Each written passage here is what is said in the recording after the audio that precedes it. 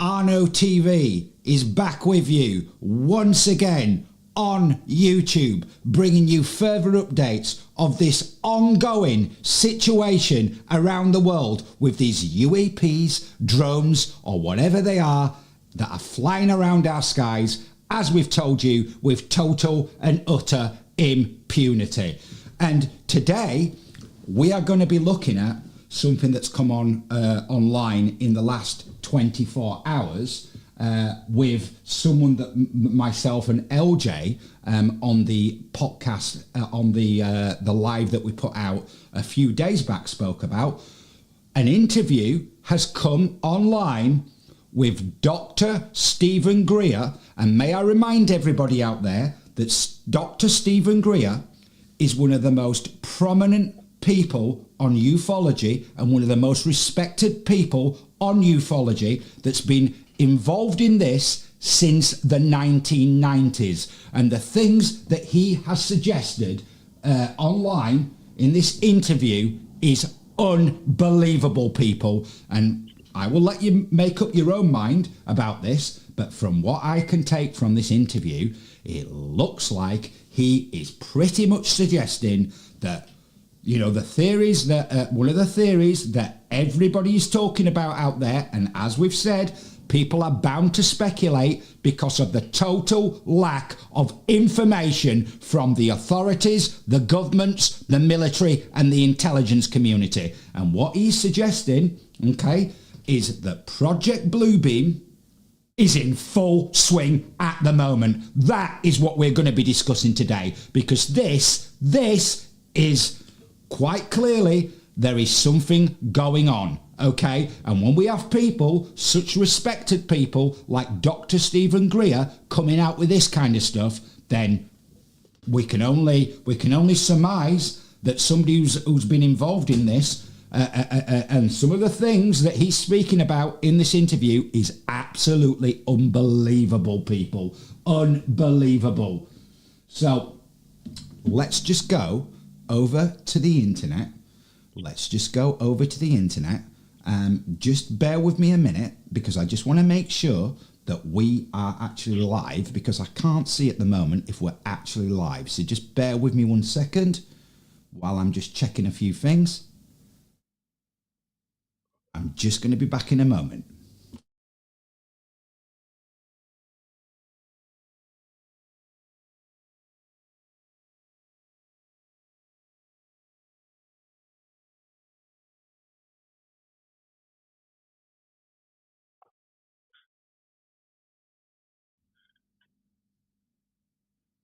It appears that we are live, but I can't see anything in the feed here. So if there's anybody in the chat that can just confirm to me that we are live, because I can't see at the moment if this is going out on the stream. So can anybody out there that's in the chat just give me a thumbs up and let me know that we are live at the moment?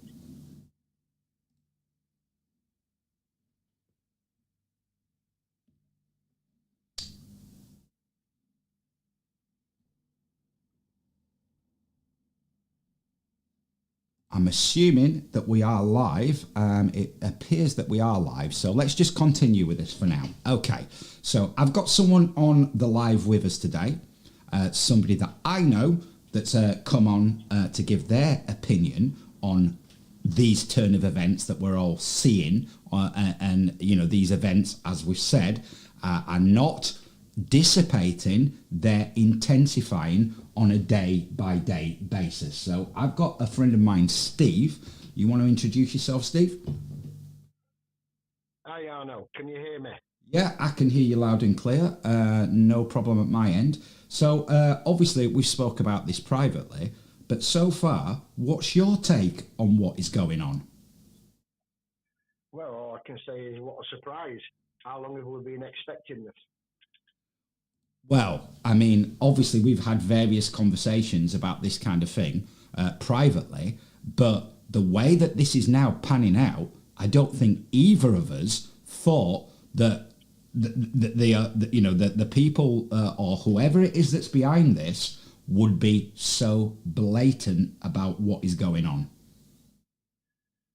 Well, I'm thinking maybe we're just having a replay of the science fiction movies that we're all used to. Predator, Terminator, Armageddon, The Matrix, all these disaster movies, stuff like that. I think it's just basically a replay of all the stuff we've been programmed over the years to think that was, maybe out there but would never happen. And the people like us that's awake, who were expecting it, we're in shock. We're in absolute shock how this has accelerated since COVID. Well, I think, going on from what you said there about, the movies playing out, I think, we had LJ from UFO UK on the other day, and this is something that we were discussing as well, about how we've all, to a certain extent, been preconditioned by films and movies to what we would all imagine an alien invasion would look like, and this is pretty much panning out how it would be depicted in movies we've all watched, as you've said. Yeah, definitely. I mean, I think as well, the bizarre thing is, for the people that's been looking into the UFO stuff over the years, like myself, probably 20 years, and even a couple of good friends of mine, while a lot of it was frowned upon, a lot of the footage was quite grainy and you couldn't really prove stuff or disprove stuff over the years, I think we've seen gradually, in the past couple of years, that there's so many people with such good footage. I watched a documentary with all the footage from NASA, some of their satellites, some of these space missions, and the amount of stuff that I saw on there, a lot of stuff that were like organic items, entities, things flying about and shooting, what looked like shooting down other objects in space. I've seen such a lot of similarities in the footage that you uploaded the other day.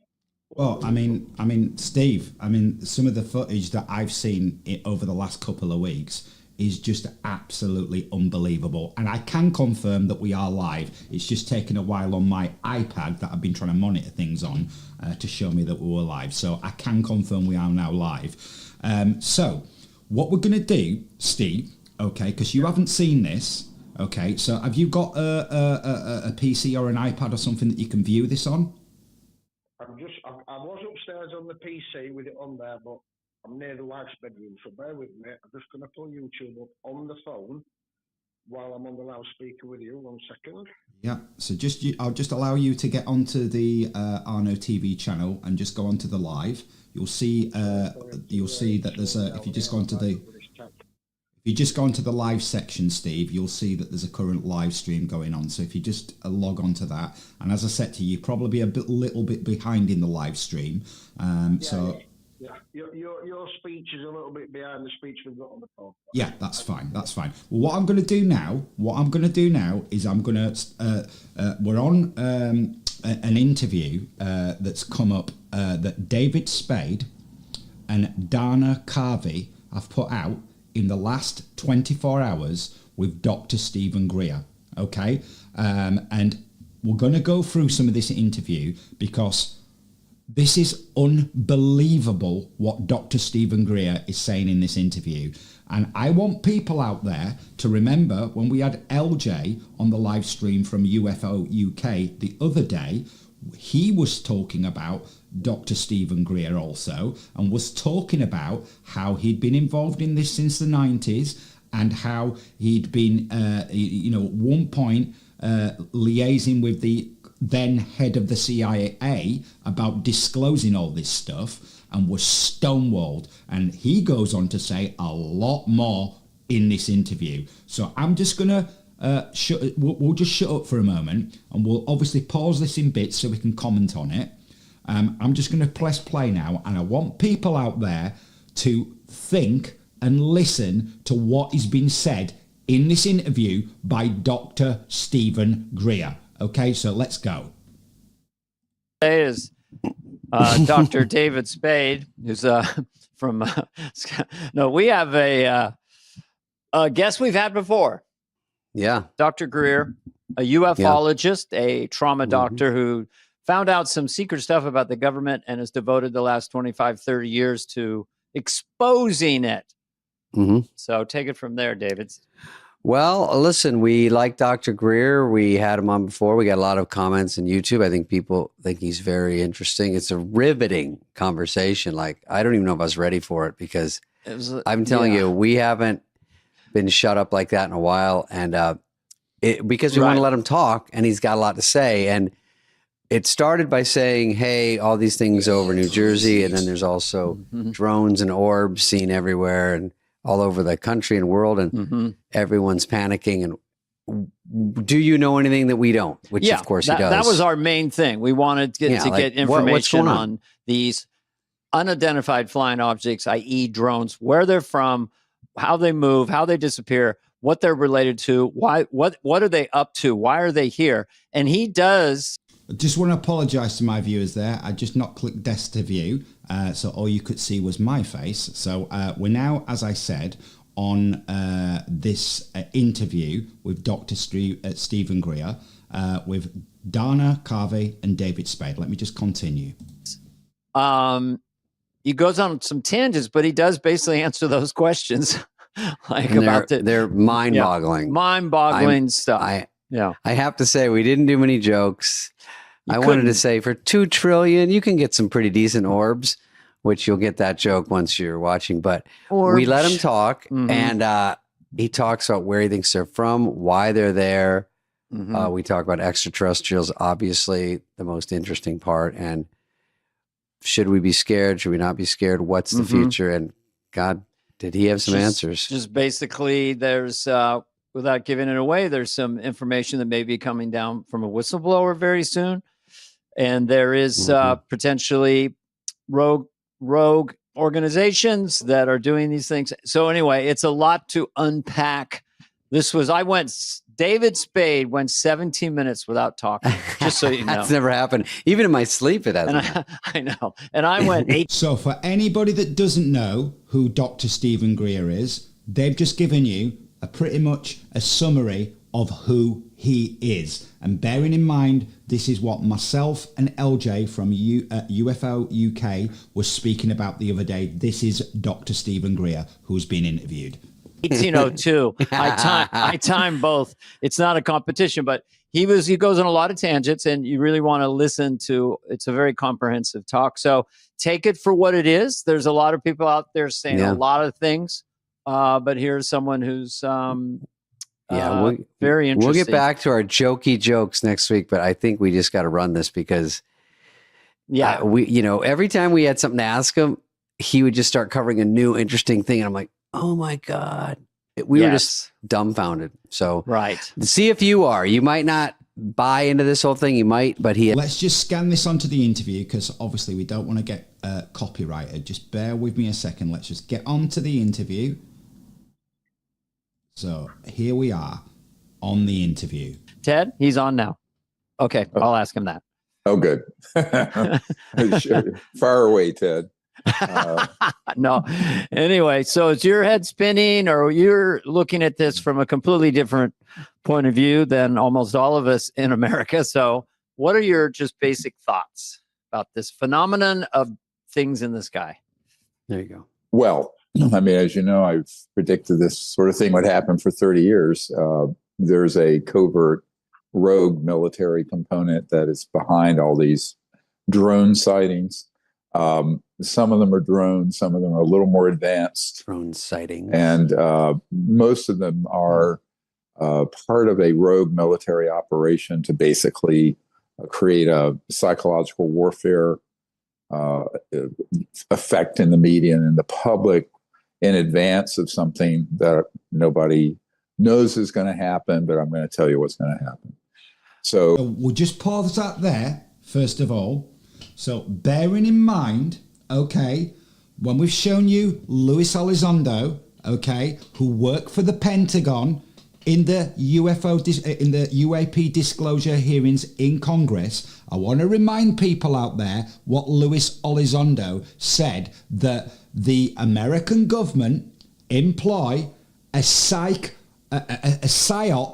officer who faces the media, the public, or anybody who has any questions about this topic. Okay, so just remember that, people. Just remember that, and let's just bring Steve back in. Let him just catch up on the stream. What do you think about what he's been saying so far about the PSYOP?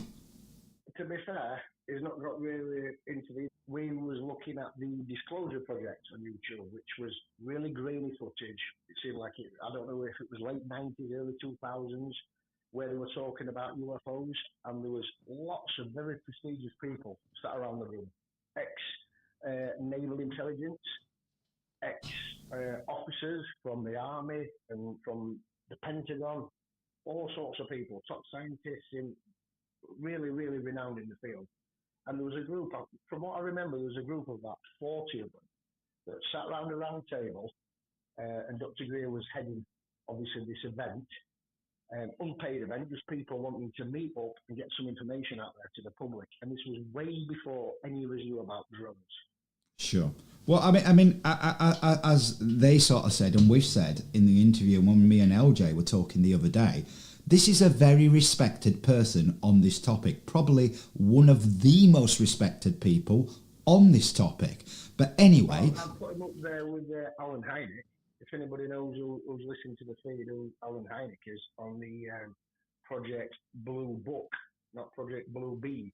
Well, Project Blue Book, for people that don't know out there, I mean, obviously Steve knows, and obviously LJ, who was on the other day, knows. Project Blue Book is something that that basically in that the American government ran up until the end of the 60s from the early 50s, okay? And, you know, spent millions and probably billions of dollars on that project. So that is not fantasy, Project Blue Book.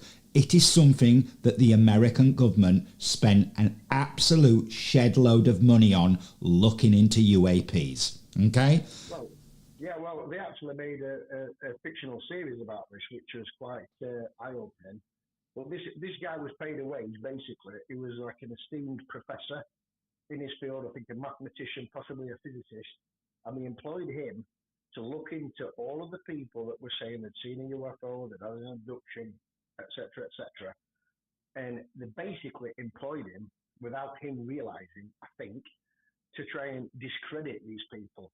And the more he dug deep into it and went down the rabbit hole, his entire life was consumed about it, and they never got any credit for it. And towards the end of this operation that he was involved in, I think mid-60s, when I watched the fictional program, which I never realized, in the 60s, everybody in Washington saw about 30, 40 UFOs before they had all these fast fighter jets now flying over Washington. Well, I mean, there's the famous incident of UFOs flying over Washington, I think in the early 50s or late 40s. Well, it might be that, yeah. Yeah. I'm not too up on the dates, to be fair, but yeah. Okay, well, let's get back to this interview with Stephen Greer so we can start making some commentary on it. But I want people to start listening to what this man is saying, because what this man is saying is absolutely frightening, people. So there's a group of... the psychological part is working, by the way. We're all scared. We're all terrified. Yeah, you should be. So this is very serious. So there's a group of guys who I've known for about 18, 19 months who are senior intel and aerospace operatives out of some desert locations. I'm not going to mention where they are. I've been to them, where most of the R&D testing and operations dealing with so-called UFOs, UAPs occur. Now, this guy, the main guy, has 6 other black sites, as they're called, operational sites that are very secretive, and are these particular ones are ones that are rogue and been running illegally for a long time. He is coming forward in the next 30 days or so, maybe less, with the evidence and unmasking himself and some of his operators, special forces guys, about what's going on at these sites, and with evidence. In other words, he's been operational when they have targeted and downed extraterrestrial vehicles. He's been present when they've tested man-made UFOs, which are mostly what people see, that are essentially anti-gravity craft. And he's been present when there are a number of illegal operations that have occurred, including the incidental hitting and downing of civilian private planes that go up over this test area after a temporary flight restriction has gone up. So there are innocent people who have been murdered, and there's no evidence that they were hit. So these are.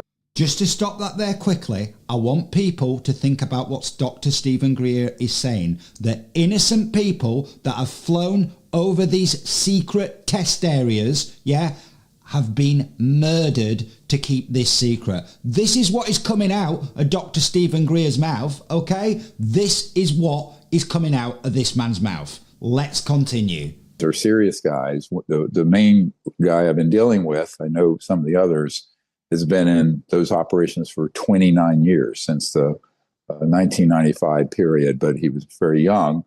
At that time, he didn't know he was involved in an illegal and unsanctioned operation. He does now, and they're fed up with it, and they want to come forward. Now, in advance of that, because what he's going to bring forward would be, I understand if he can get this done in the next 3 weeks or so, would be the videos, the evidence, the proof, not only of the NHI, as they call them, non-human intelligence craft and bodies and beings, but of the man-made ones, and also of some operations that involve the transport of humans in experimental operations from distressed areas around the world. Now, as you know, we have a whistleblower who was a Marine who came across this in 2009 in Indonesia after there was an earthquake and tsunami. And he came across an operation of what looked like an octagonal disc that was about 300 feet across, size football field, that was levitating above a clearing in the jungle. And his platoon came across this. They were almost killed by these operators who were American, but did not look like they were any part of any armed forces insignia or uniform. Yeah. And they had crated up and were transporting humans who were barely alive, and they said, look, you can come with us. And then those were moved over into, we found later, experimental programs at some of these STIFs, these subterranean facilities. So we'll just stop that there one moment, and we're just going to let Steve catch up with the stream, okay? But I want people out there to think about what this man is saying. So Steve, so far, what is your take on what Dr. Stephen Greer is so far said? Well, there's a few bits that I've got my own personal opinions on. I mean, obviously, like I said, I've been watching this guy for a long, long time, and a lot of it's very credible. And he's obviously got the connections in the areas where he needs to have the connections. One thing I did notice at the congressional hearing, when you said that he's been sort of like, people tried to discredit him in the past and not involved in this stuff, I do know for a fact that he has advised people like Bill Clinton and other top figures in the Pentagon. This is all fact. You can search this online.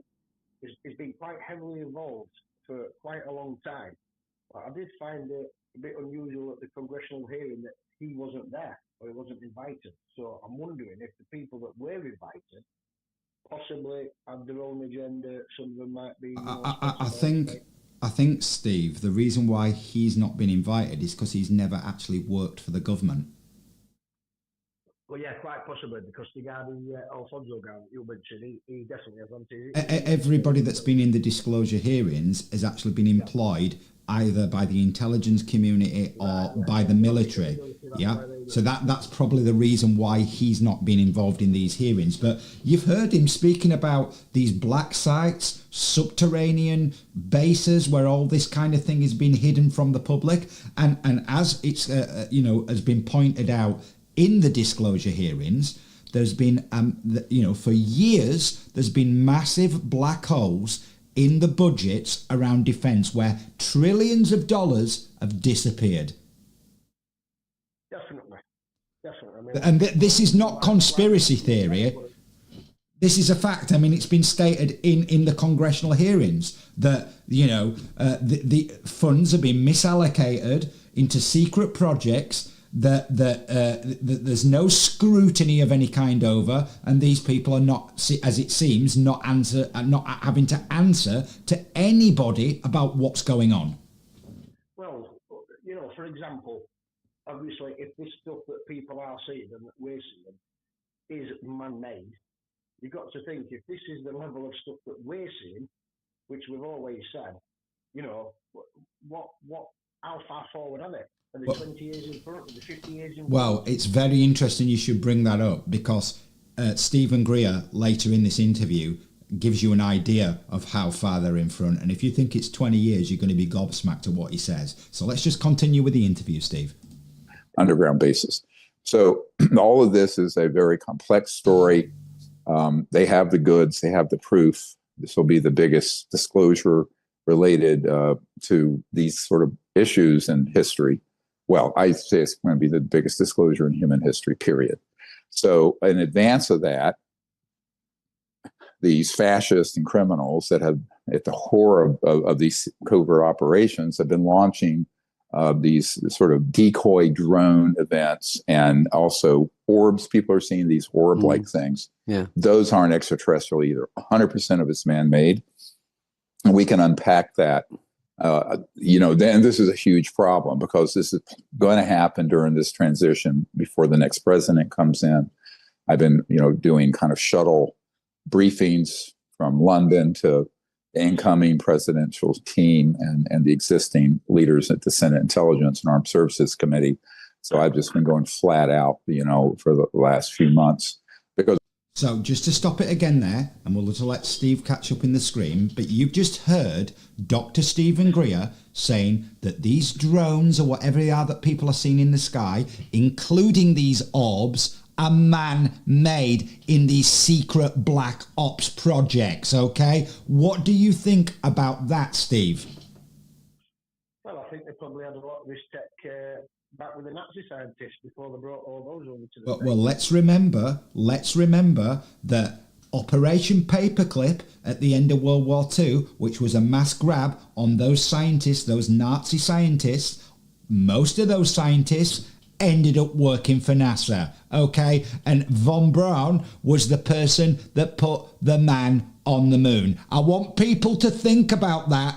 This is not a conspiracy theory. I suggest anybody who doubts this goes and looks at Operation Paperclip, okay? And what happened at the end of World War II with the scientists, okay? So, he's effectively, Steve, confirming what people are speculating about online, and we have to say it is speculation and theories, but what he's basically saying here is all those people out there that have been speculating and are convinced that Project Bluebeam is happening, well, he's confirming what those people are thinking, isn't he, Steve? Oh, for sure. There's some other technologies there which we're not even really looked into or spoke about. The footage that you uploaded with the cloud looking like it was setting on fire. Well, we've seen these so-called drones, yeah? These so-called drones spraying in the skies. And I've posed the question on many of the previous broadcasts that we've done, what on earth is going on where we have things flying around our skies, like we've said, with total and utter impunity, when the authorities are telling us that they don't know what these things are, they don't know what their intentions are, and they don't know who or what is controlling or in charge of these things. And we see these things spraying God knows what in the sky that is going to be falling down onto the populations below, okay, on their own, on the American citizens. And then we see footage of things like clouds looking like they're exploding. It makes you think, doesn't it? And again, it's just a theory. It's important that we have to keep saying that this is just a theory. We can't say that this is fact. But what's in the sky, what's in the cloud, should I say, that potentially makes it look like it's exploding? Is that anything to do with what's been sprayed in the sky? Well, does it tie into the stuff that's getting sprayed into the sky daily? by conventional means. Well, who knows? Who knows? But, you know, it's deeply concerning when we see things spraying God knows what into the sky. And on some of the previous live streams, Steve, we've had, you know, people who have caught that. And there was one on one of the previous streams. So if you go back and look at this, it's on one of the previous streams where there's a father with his young daughter, and the father is saying to his daughter, it's spraying something in the sky. And then moments later, they're both saying, it smells funny. Yeah, I saw that. You know, I mean, would you not be deeply concerned, you know, if you saw that and then you started, you know, smelling something odd? I know I would be personally deeply concerned about it. I think it's the velocity that it was spraying as well. I don't know how far in the sky it was. Was it 70 foot up, 100 foot up? And it was spraying. Well, it looked quite high up. The one that was in the daylight looked quite high up. It looked quite high up. And when these, you know, when the governments and the authorities have been telling people that these are conventional drones, and we've shown you footage where there's orbs at cruising level of passenger planes. We've all been up in a plane. We all know how high they get up. And there's no way, in my mind, any hobbyist drone would be up that high. And if it was, you wouldn't be able to see it out of a plane of a passenger window unless it was a considerable size. Well, I think the thing with it as well, you think about this, I thought about this the other day. I've had a little drone, but I'm considering getting a bigger drone. But if I got a DJI Phantom or whatever, and I went to Ilkley Moor, or I went up into the moors in Harrogate, or in the middle of nowhere, and I launched a drone, and it was up, down, you know, 20 minutes flight time, filming whatever, how long would it actually take, even in the middle of nowhere, for somebody to spot, I was flying a drone?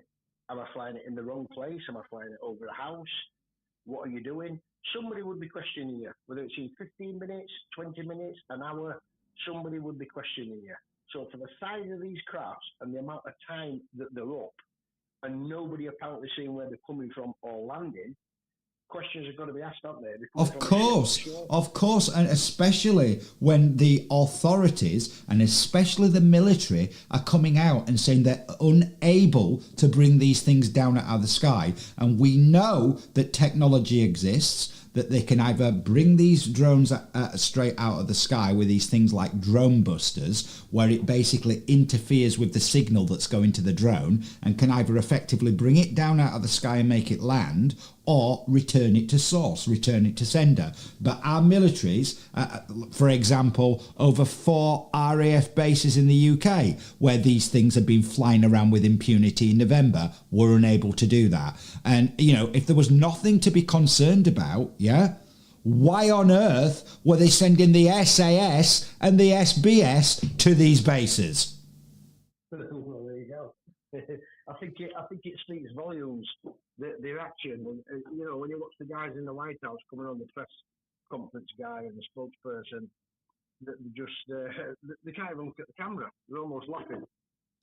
The idea that somebody somewhere doesn't know what's going on is laughable, because there's definitely people out there that know exactly what's going on, and the public, not just the American public, but the public of the world, are being kept in complete and utter darkness about what is going on. And I've got a very, very funny feeling that, I mean, as I said in the podcast the other day, if we all cast our minds back to around this time of year in 2019, when we all started seeing events that were unfolding in Wuhan in China, and then the next minute the world shut down. Is that what is is that what we should be expecting to happen? And I'm not saying that is going to happen, but it's a very, very eerie similarity to what is now going on with this UAP situation. So let's just go back to this interview, because some of the things that Stephen Greer is about to come out with, Steve, is unbelievable. Unbelievable. Because we've known about this for some time. Now, this last flurry of all this activity, there are various reasons I think are being given inside out of Peterson Air Force Base and a couple other operational facilities that these drones are a part of a black budget project because they're sniffing out potentially a dangerous weapon that's gone loose or something like that. Mm-hmm. Now, I've heard that from several very good, highly placed folks in the intelligence community. That could also be a misdirect to create panic and concern. But I do know that this is very serious. It's not just people misidentifying small aircraft.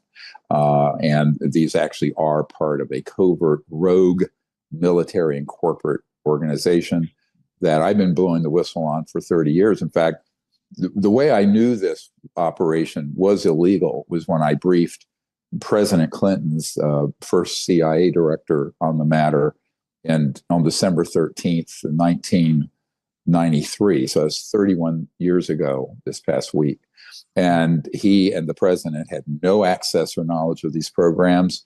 And remember, my uncle and other people I knew worked Northrop Grumman and these Lockheed Skunk Works programs. And I had all the evidence already in 1993. And so at that point, we did conclude that the operations dealing with this subject, even though it's the butt of a lot of jokes and whatnot, little green man, haha, that is actually being run very secretively, but also illegally without the oversight of the Congress or the president. Now, there are people embedded in the White House, National Security Council, Congress, who are operatives who actually are there to gaslight and deceive the senior members of the Senate and the House. But so you just heard Stephen Greer say there that he personally briefed Bill Clinton's first director of the CIA in the early 90s about this exact topic. And, even Bill Clinton, who was the then president, had no access to what was actually going on in these black projects, okay? And this is all to do with what has been coming out in these disclosure hearings in Congress, people, in Congress. So as you just mentioned, Steve, it just brings what you were saying, what you mentioned a while back. He's just been talking about it. Well, I think a lot of this is a fear factor. I mean, just looking back here on J. Allen Hynek, one of the main things in an article that I've just pulled up here is about fear. Everybody was in fear, worrying about what was happening. Once people clicked on to the stuff that he was exposing, and it seems like the powers that be have got their hands tied, haven't they? So does this tie into the fact that we've actually probably got a really good president coming into America shortly? Well, the Trump administration are all about disclosure on this exact topic. And isn't it very, very interesting that we've had these disclosure hearings with people like Luis Elizondo speaking in November this year, and we have people like David Gresh speaking last year in 2023. Now, as all this disclosure is coming out and the cat is out of the bag and this information is slowly trickling into the public domain, all of a sudden, we have all these things appearing in our skies, flying around with total and utter impunity, and the militaries out there are unable to do anything about it. Isn't that a coincidence? Well, I think if they're actually that concerned, they would be doing something about it, wouldn't they? So, well, this is what Trump has said as well. That even if we thought that they were someone else's, we would blast them out of the sky. Well, don't you remember the little drama with the Chinese balloons apparently flying over into America a few months ago? Was it about 6-7 months ago? I think it was last year. Right. But yeah, weather balloons. But I mean, that was allowed to fly over pretty much the whole of the United States. But once it got out into the Atlantic Ocean, it was blasted out of the sky. There you go. I mean, this is just unbelievable. Let's continue with this interview because I'm not joking. What he says in this interview is unbelievable. For the most part, it has gone unsupervised since about 1957 to 1959 when this organization decided to tell Eisenhower and his folks to go jump in the lake. And they took all these projects deep black, meaning illegal. And There is a legal budget of the United States. It's the black budget that only the president and a handful of senators and congressmen see. But this is beyond that. That's beyond their oversight and supervision. So you can imagine how dangerous that is. And we're not talking a trivial amount of money. I'd say since the late 50s, 60s, somewhere on the order of $8 to $10 trillion have gone. Did you hear that, people? Since the late 50s or 60s, trillions of dollars have been put into these black projects that have been going on in the background with no oversight from anybody. To those kind of projects from various agencies and departments. So, I mean, we're talking, what's that, a third of our national debt. But the other problem, and this is the biggest one, I just might as well drop this bomb at the beginning. Absolutely. No, I haven't started no yet. Pun bro. intended. Yeah, bro, I ain't started yet. So what has happened is that if you can visualize 75 years of some of the most brilliant scientists and engineers on planet Earth, who sometimes identify in high school, college, postgrad, are pulled into these covert programs to study the extraterrestrial material, meaning the craft, the technologies, and what have you. By late 1950s, there were operational man-made UFOs that were anti-grav type devices. And we have schematics of them, we have images of them. And people often will see those and think it's alien. I go, oh, no, it didn't. My uncle's company, Northrop Grumman, built that one, the Triangle, right? Or Raytheon or Lockheed Skunk Works. So now we get this. Now go forward 75 years and that kind of money and brain power studying this kind of material. And you have some technologies that are in the hands of these rogue and criminal elements, there's no other way to word it, that are way beyond the power of, say, a thermonuclear weapon or something like that, because you're dealing with being able to move across space-time at multiples of the speed of light, all kinds of advanced tech. And those can be used in what are called deceptive indications and warnings or false flag operations. So some of what you see with this sort of phenomenon, occasionally it will be actually what they call NHI or non-human intelligence. I'd say 80, 90% of the time it's ours, but very advanced. Now, some of it's clunky, like our old-fashioned drones with rotors, and some of them are loud that have been reported because they have regular conventional engines. There's some of the objects that have been put up over some of these sites in their military installations are not so prosaic, and they're advanced. And this is why some members of Congress and even people in the Pentagon think, oh, well, maybe it's an adversary or maybe it's from outer space. It isn't. It's all from this rogue group because they have technologies that at this point in 2024 would almost be indistinguishable from an actual extraterrestrial vehicle. Not quite, but... I want people to think about what he's saying. What is your take on that, Steve? Well, I'm just looking something. It just got me thinking about drones here and how quick this technology seems to, exposed itself and how it's come around so quick. I'm just thinking about, talking about conditioning, and we've seen the Ukraine war, or a lot of it's been fought by drones, hasn't it? And these Iranian drones. Bearing in mind these Iranian drones, the kamikaze drones, they put them up into the sky, and they just send them down with a payload on and blow somebody up or a building up. They're $50,000 minimum per drone, depending on the size and then the payload that they put on it. $50,000. And they've been popping these things out the sky like there's no tomorrow. So is this conditioning that everybody thinks, oh, well, this is the technology you've got around doing these silly little drones, like a DJI Phantom, send it over the bomb on it.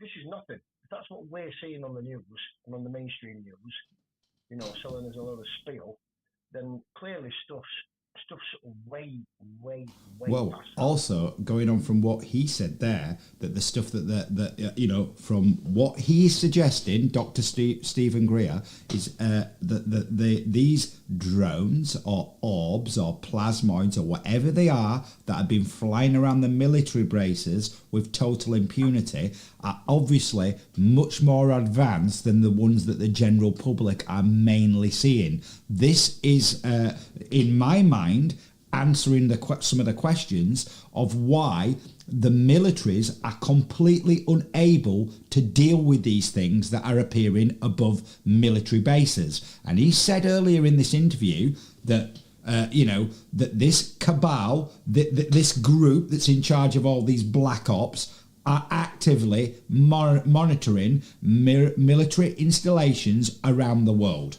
Okay, this is what is happening, people. Okay, let's get back to this interview, because it's just incredible that what we are now witnessing.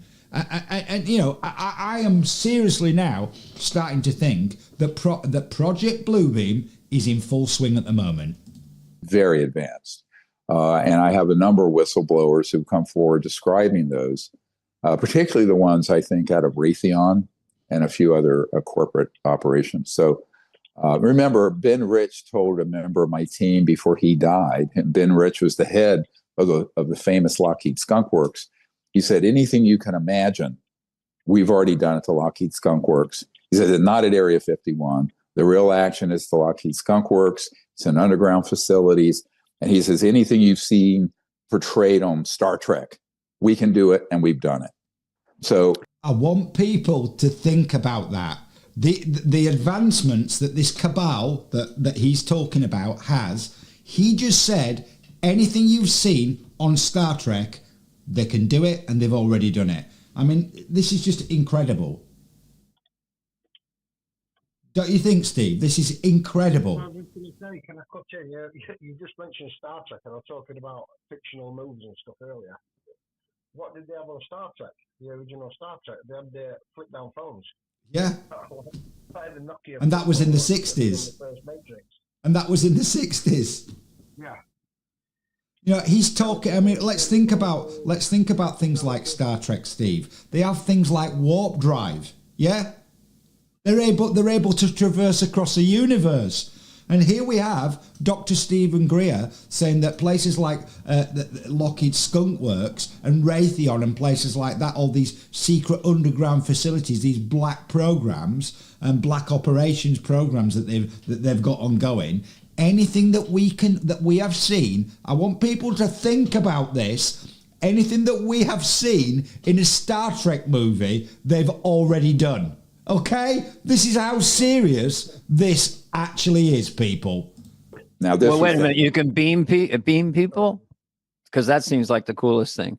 Beam me down to a planet. They do. Yeah, they do have technologies for what's called teleportation. Of course, in physics, if you look it up, it's happened with particles through what's called entanglement, quantum entanglement, where every point in space and time is interconnected. But with the kind of technology they've been able to study that are NHI or extraterrestrial, those are so advanced, you're obviously not going to be going from one star system to another at anything that's the speed of light. You're going to have to go through an entangled aspect of the universe through gravity. It kind of like that. It's more the creation of through gravitational waves, being able to basically bend space and time. So if you look at point A to B through 1,000 light years of space, and look at it as a straight line, like on a piece of paper, fold the piece of paper. They're like this. All right. Make them touch. Yeah. Okay. So that's the sort of technology. Unfortunately, some of the worst people on the planet have it. It is not known by, I don't know of a president since I've been working on this who's been read in or briefed on it properly. So that's been 34 years. Are the worst people other leaders or just bad people we have in America, or this just is the covert terrorists? rogue military operation, right? It's covert rogue military corporate. I'd say the center of power on this is corporate. But there are people who are embedded in the Pentagon and even in the House and Senate. And I know who a couple of them are. I'm not going to go into it too much right here, but they're part of that organization. And they're mainly there to just, oh, none of this is true. And to just sort of gaslight their colleagues. Because, like the Senate is a club of 100 guys and women. And it's not hard to deceive them. And, if it's coming from one of your senior colleagues, you're going to think it's real. Like if a doctor tells another doctor or a lawyer, another lawyer, there's a built-in affinity group, sort of credibility. So those have been embedded.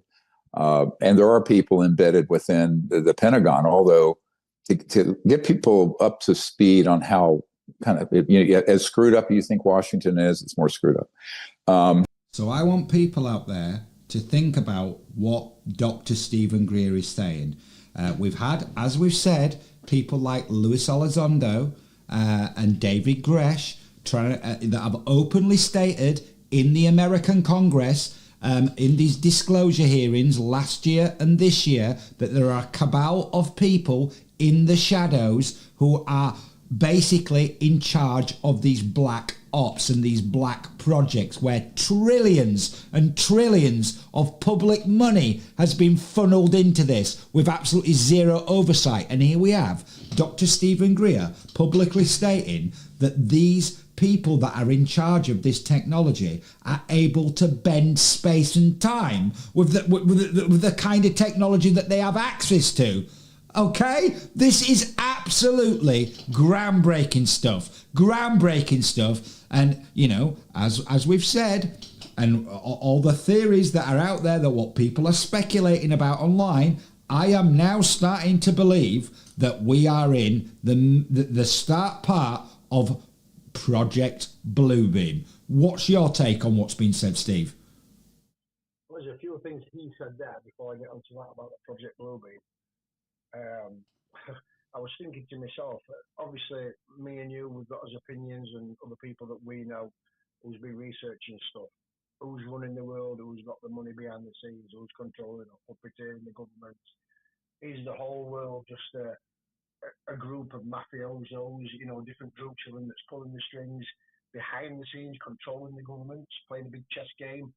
It does make you wonder if presidents' hands are tied throughout history. Even when you get a good person, clearly like Trump seems to be, who wants to disclose things, and he hints it'll disclose things, will he be able to?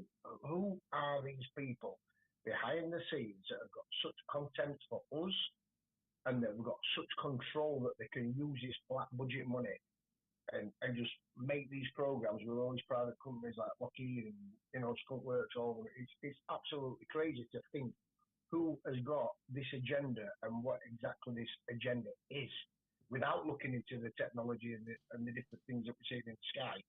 Who would be sat there wanting to do this to the general populace? Well, they're obviously somebody with not very. They're obviously people who don't have, the good intentions for humanity. Because when we start thinking about things like what he's saying about the level of technology that this group of people have access to, I mean, can you imagine the benefits to humanity if people had access to this kind of technology? But instead, there's a cabal of people out there, and this has been talked about in these congressional hearings. So it's not me that's saying this. This has been openly stated in these disclosure hearings, that there is a cabal of people that are basically, in charge of all this stuff. And it's also been stated in these disclosure hearings that these people view the president, who's supposed to be the head of state, the commander-in-chief, as just a temporary employee. I mean, this is the level of people we're dealing with. Well, somebody I've been following on YouTube, which you know well as well, is Sean Ryan. He's one of the new people that I've been watching in the past year or so. Some of the podcasts and interviews are absolutely mind-blowing. Some of them I don't know what credence they have, but just looking at him as an individual, ex-CIA contractor, he's worked for the government, he's been a Navy SEAL, And he's stepped back from the military and opened his mind and looked at stuff and thought, something isn't right, we need to dig into stuff. So, when there's people at that higher level getting involved and looking into the stuff that we've been looking into, then questions are going to be asked, aren't they? Absolutely. And, as we've said on the previous live streams, it's not sort of crazy tinfoil hat conspiracy theorist type people that are saying these things in Congress. It's people that work for the Pentagon. It's people that had the highest levels of security clearance that are coming out and saying this kind of thing publicly on the record, people, on the record. And, look at what is going on right now. As soon as all this disclosure stuff is slowly trickling into the public domain, all of a sudden, these orbs, plasmoids, so-called drones, whatever they are appearing in our skies and flying around with impunity all over the place. It's not an isolated incident to the tri-state area around New York, and it's all over the place. It's in Texas, it's in Southern California, it's in Ohio, it's in Michigan. It's everywhere. It's all over the states in America. We've shown you footage from Brazil. It's been happening in the UK. It's been happening in Germany. This is something that is spreading round the world. So when I've told people out there, how long do we have to wait before this comes to a sky near you very, very soon? I'm not making this up, It's not something that I'm just coming on here and saying for some kind of an effect or to get some kind of clicks and views. I'm telling people because, like Steve and myself, we are deeply, deeply concerned about what on earth is going on in the world and who or what is behind what is going on and where these type of people are taking us to. Because let me remind everybody, we're on the verge, we are on the precipice of World War III at the moment as well. I mean, it's just, it's like being in a nightmare, isn't it? Isn't it, Steve? Well, I think again, when we talk about World War III and stuff, I know we all know about the nuclear threat, yeah? But these days wars are fought with technology. We have seen it, like I commented on with the Ukraine war, where drones are being employed and other sorts of technology. But when you're looking at it on the news, on the BBC, on Sky News, it's very primitive stuff that they're showing you. It looks like it's amazing compared to having soldiers in the ground, but it's just primitive stuff. But they are actually fighting that battle with intel and technology, as crude as it seems. So if this is the stuff we're seeing in the skies now, which we're not just interested in it or concerned about it, let's face it, people like me and you were heavily invested in it. We don't have to come on here and make this video. We don't have to talk about it.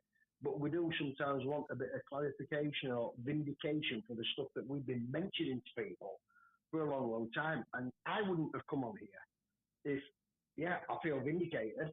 But at the same time, it's actually blown my mind. And I've been expecting to see this stuff in one way, shape or form, whether it was, organic matter in the sky, entities, technology, whatever. I've always been expecting that we'll see something, which is another conversation. Well, I think about the amount of conversations that me and you have had about this kind of thing, and we have been mocked, haven't we? We've been mocked by people about, they're crazy, these two. They're just wild conspiracy theorists. Get your tinfoil hats on and look what is happening now. Look what is happening now. And, if you think it's a normal situation that we're in, well, we have, as I repeat again, these plasmoids or drones or orbs or whatever they may be, because no one can give us a definitive answer, flying around our skies with complete and utter total impunity. And at the same time, our militaries and politicians are coming on TV and telling us that they don't know what these things are, where they've come from, who or what is in control of them. But at the same time, people, there's absolutely nothing to worry about. There's no threat to national security. There is nothing to see here. This is an absolute ridiculous statement that they are putting out into the public consciousness. It is absolute laughable, because at the very least, I mean, as I said in the podcast that I did, the live stream, should I say, that I did the other day, we can draw there's two scenarios here, right, Steve? One, the first scenario is that the governments genuinely don't know who or what these things are, and who or what is in charge of them, and what their intentions are, which is an absolutely frightening thought. And if that is the case, if that is the case, does someone want to explain to me why our militaries, at the very least, are not in the skies attempting to do something about it? That's what I was just going to say, because if that's the first option, that's actually farcical. Because if you just fly up an DJI Phantom near, I'll give you an example, and I won't go into too much detail, but a few years ago, I had a drive up to Menwith Hill. Yeah, so people don't know what that is. It's very similar to Filingdales. It's the only warning system. It's I think it's run by the US. So I think it's run by the Navy and the Air Force from the US in Harrogate. I had a drive up there a few years ago after seeing a very well-known comedian from the late 90s who actually paraglided into this compound. And it caused... We don't advise anybody to do anything like this, by the way. He's just telling a story, okay? First you're going to learn how to paraglide, but I can't remember who the guy was. I don't know if it was Joe Pasquale or something like that. He'd actually done this. He just did it for a laugh, for a mainstream TV program. And we need to say that we do not condone that kind of thing, and we're not advising or suggesting that anybody does anything like that, just to be clear. All of those are stunt doubles. That's all I'm going to say. But anyway, I might have got the guy wrong. I will research it and we'll speak about it another time. But somebody did that, and I went up to Menwith Hill, never been to this site, in a private vehicle, and certain things were done on the outskirts of the place. Nothing illegal, but, we just milled around and looked at the place. We saw all the cameras everywhere and everything else. I thought, wow, this place is huge. There must be some serious stuff going down here. Within 5 minutes, as we were driving off, a car pulled out the gates. It was like an American blacked out Chrysler limousine type car. And the windows came down on it, the blacked out windows. And there was people in there that looked like agents, men in black glasses on, black suits on. And they followed us until we left the site. They didn't follow us. They made us feel very uncomfortable. Yeah, they probably wanted to know exactly who you were and what you were doing there. Yeah. So, for such stuff to be in the skies and nobody to know about it, I think it's just... It's laughable.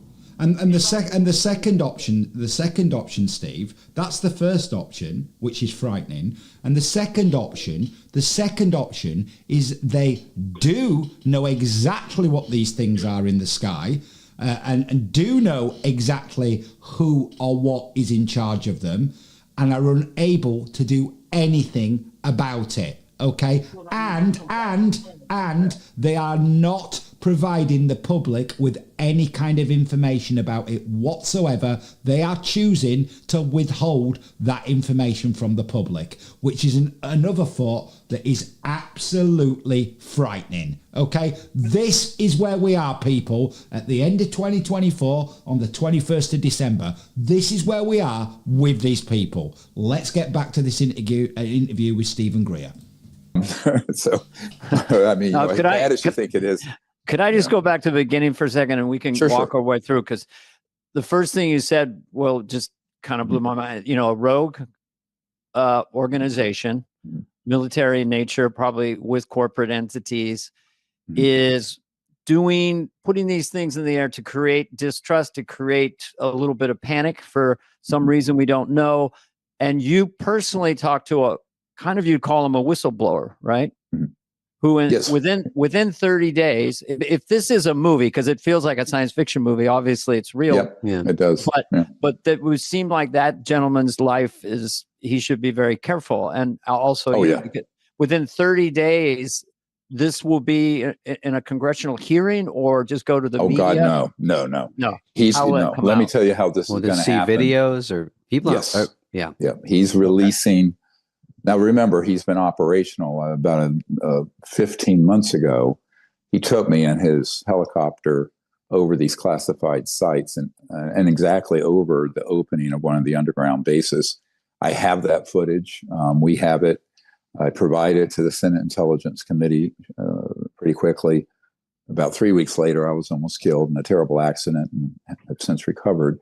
But no, this is deadly serious stuff. And and of course, he and his whole family are at tremendous risk.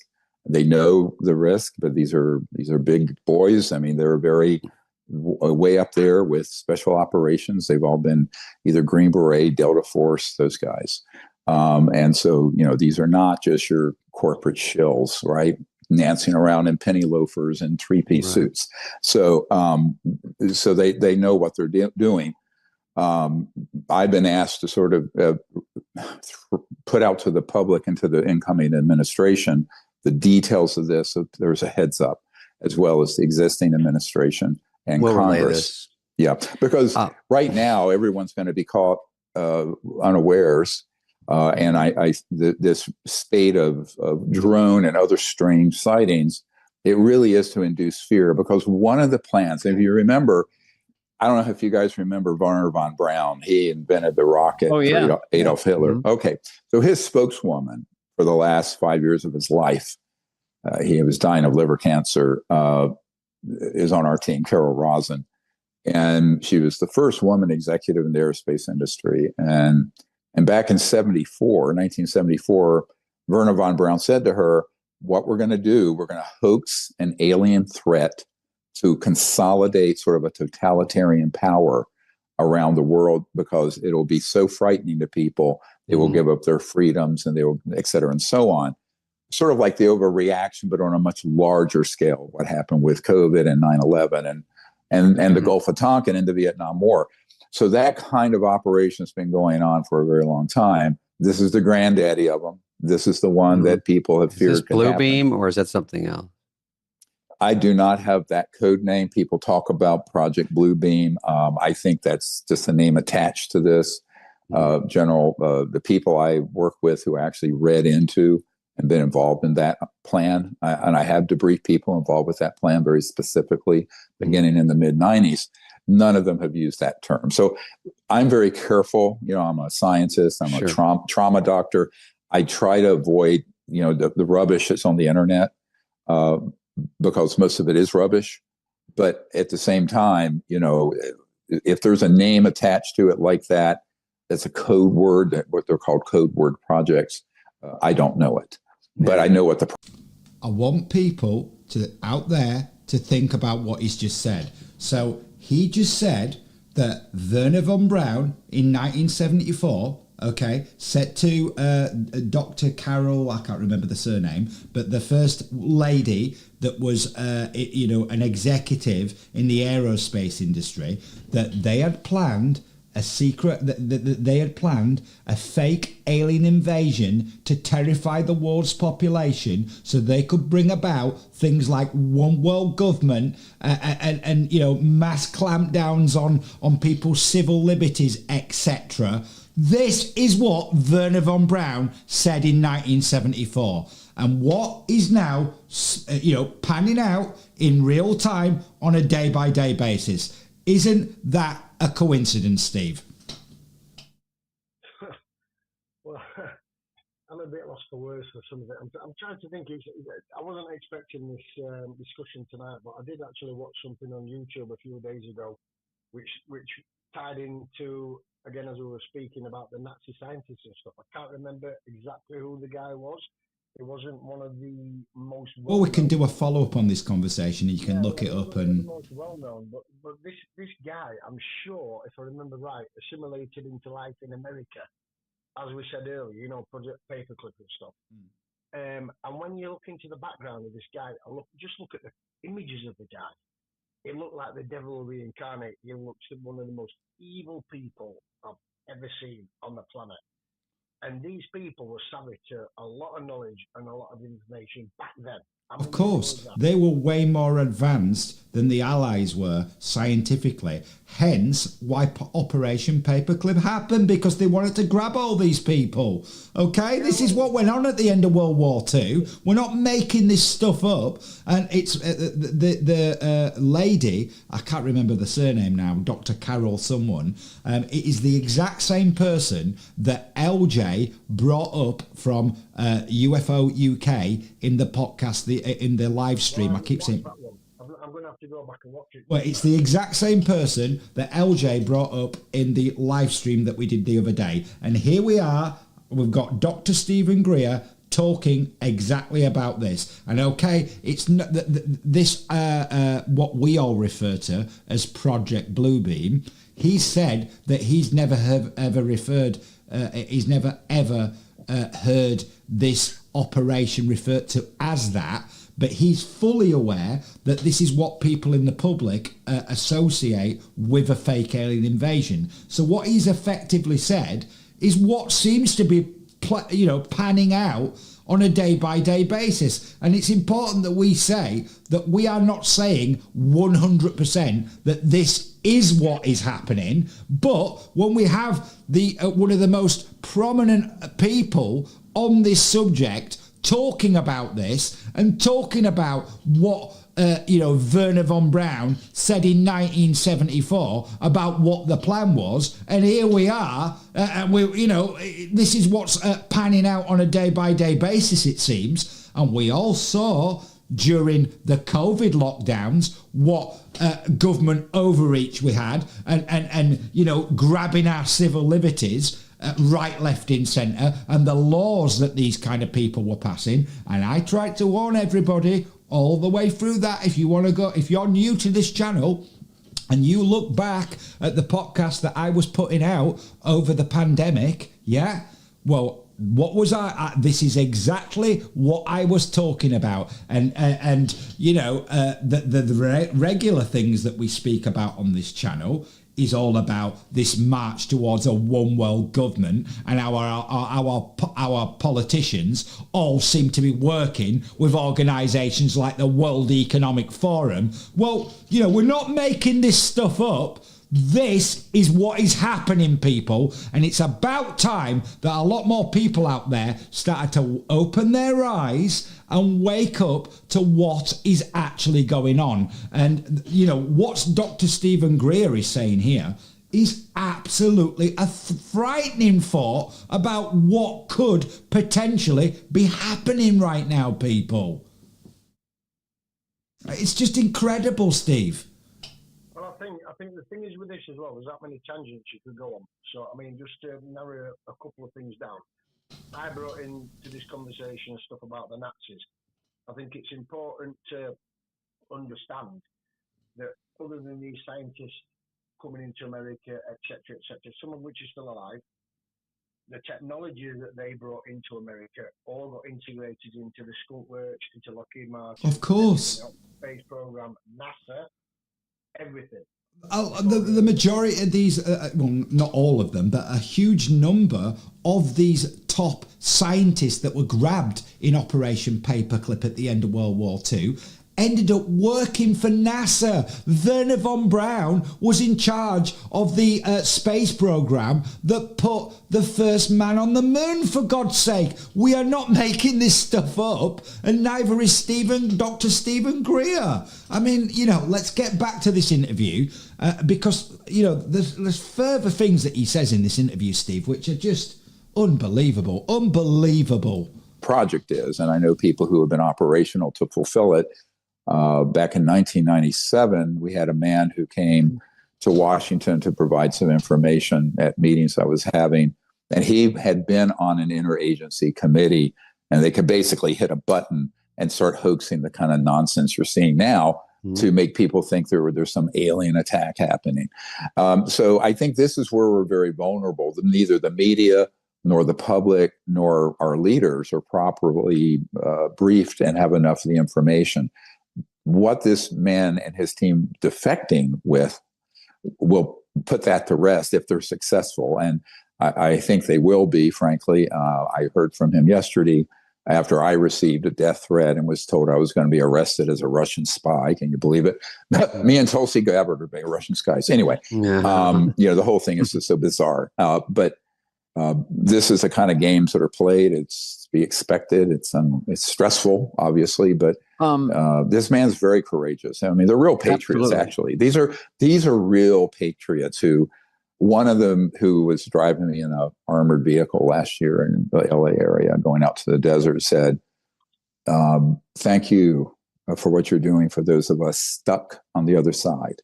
That's what he said, and he was referring to the fact these are good guys who got moved without their knowledge. It just crept up on them, where they realized once they got high enough in the program that they were in an illegal and unconstitutional Could I ask you a specific, just for the public, in terms of here we are, December 19th, during Christmas, or the next 2 or 3 weeks, if you don't know, you wouldn't know, but will there be more of these drones or objects over more cities, less, or the same? They seem to be around a lot of cities all over the world right now, not just New Jersey. Or is it going to be a global thing? Will it probably increase? But if they see this podcast, they'll know that there might be outed in a few weeks. So I don't know if that would reorientate anything. But well, it is. It's a very dynamic situation that's changing all the time.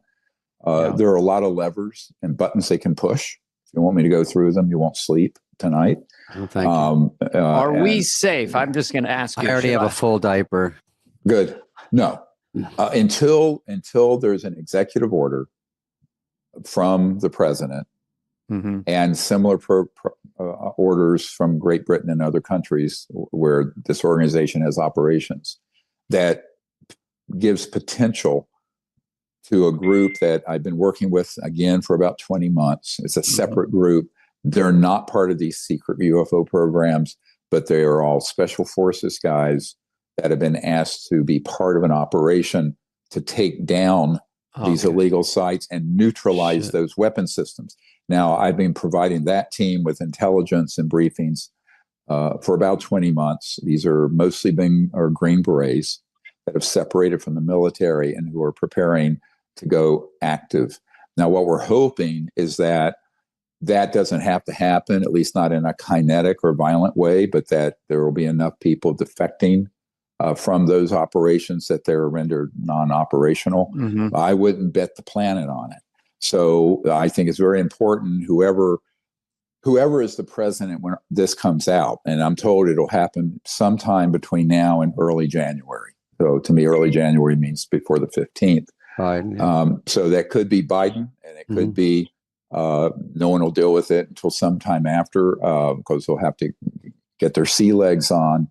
I'm heading out tomorrow to go to some meetings with some people who are very close to the incoming president. By the way, to be on the record, I've dealt with any president, left, right, center, in their administration for 30 years. I'm not partisan at all. But if it's the office of the president, right, that we have to look at, and the Constitution and the government and our freedom, right? So I just want people to be very clear, whether it was Clinton or now it's Trump, or in a time when Obama had John Podesta, who put his cabinet together, was working on trying to find out what this was. Across the board, I've just worked with them. And same thing overseas. I mean, my job, and also, just to be clear, I'm just a private doctor who did this because I found out about it and started this whole disclosure project operation back in the 90s. But I have no official position with any government at all. And I've never wanted one, frankly. I mean, it would put shackles on us, because right now we have 7. If you go to we just put about 34 years of research online.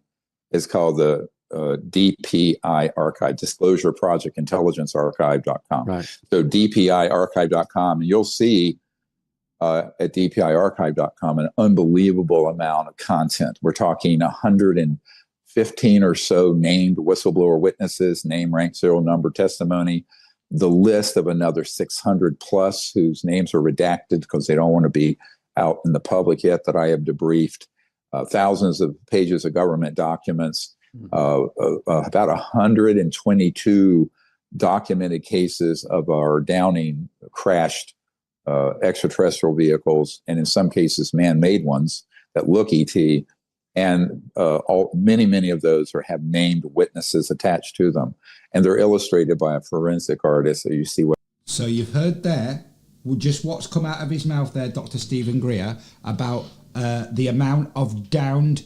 extraterrestrial crafts that have happened. Okay, and I just want to remind people that people such as David Koresh and Luis Elizondo, who have spoken in the disclosure hearings in Congress, have talked about that the US government and other governments are fully aware that they have in their possession non-human technology, and they have non-human crafts which they have recovered, and from these recovered crafts they have been back engineering this technology for decades and hiding this from the public. And also which has been said in Congress, they have non-human biologics. Now I want people out there to think about that. This is not something that I've said, okay? It's not something that some crazy conspiracy theory that Arno's come up with. You know, this has been stated on the record, people, on the record in the American Congress. And it's taken until 2023 and 2024 for this tidbit of information to come out, and is slowly trickling into the public domain. And this has been going on, people, at the very least from the end of the Second World War. This has been going on for at least since 1945, and we've had people like Ross Coulthard, the respected journalist and a damn good journalist, and I wish there was more journalists out there like Ross Coulthard, who is about the truth, who is an investigative journalist, that have also stated that this goes back probably to the 1930s, if not before. I want people out there to think about that, okay? What they look like. You see what the little the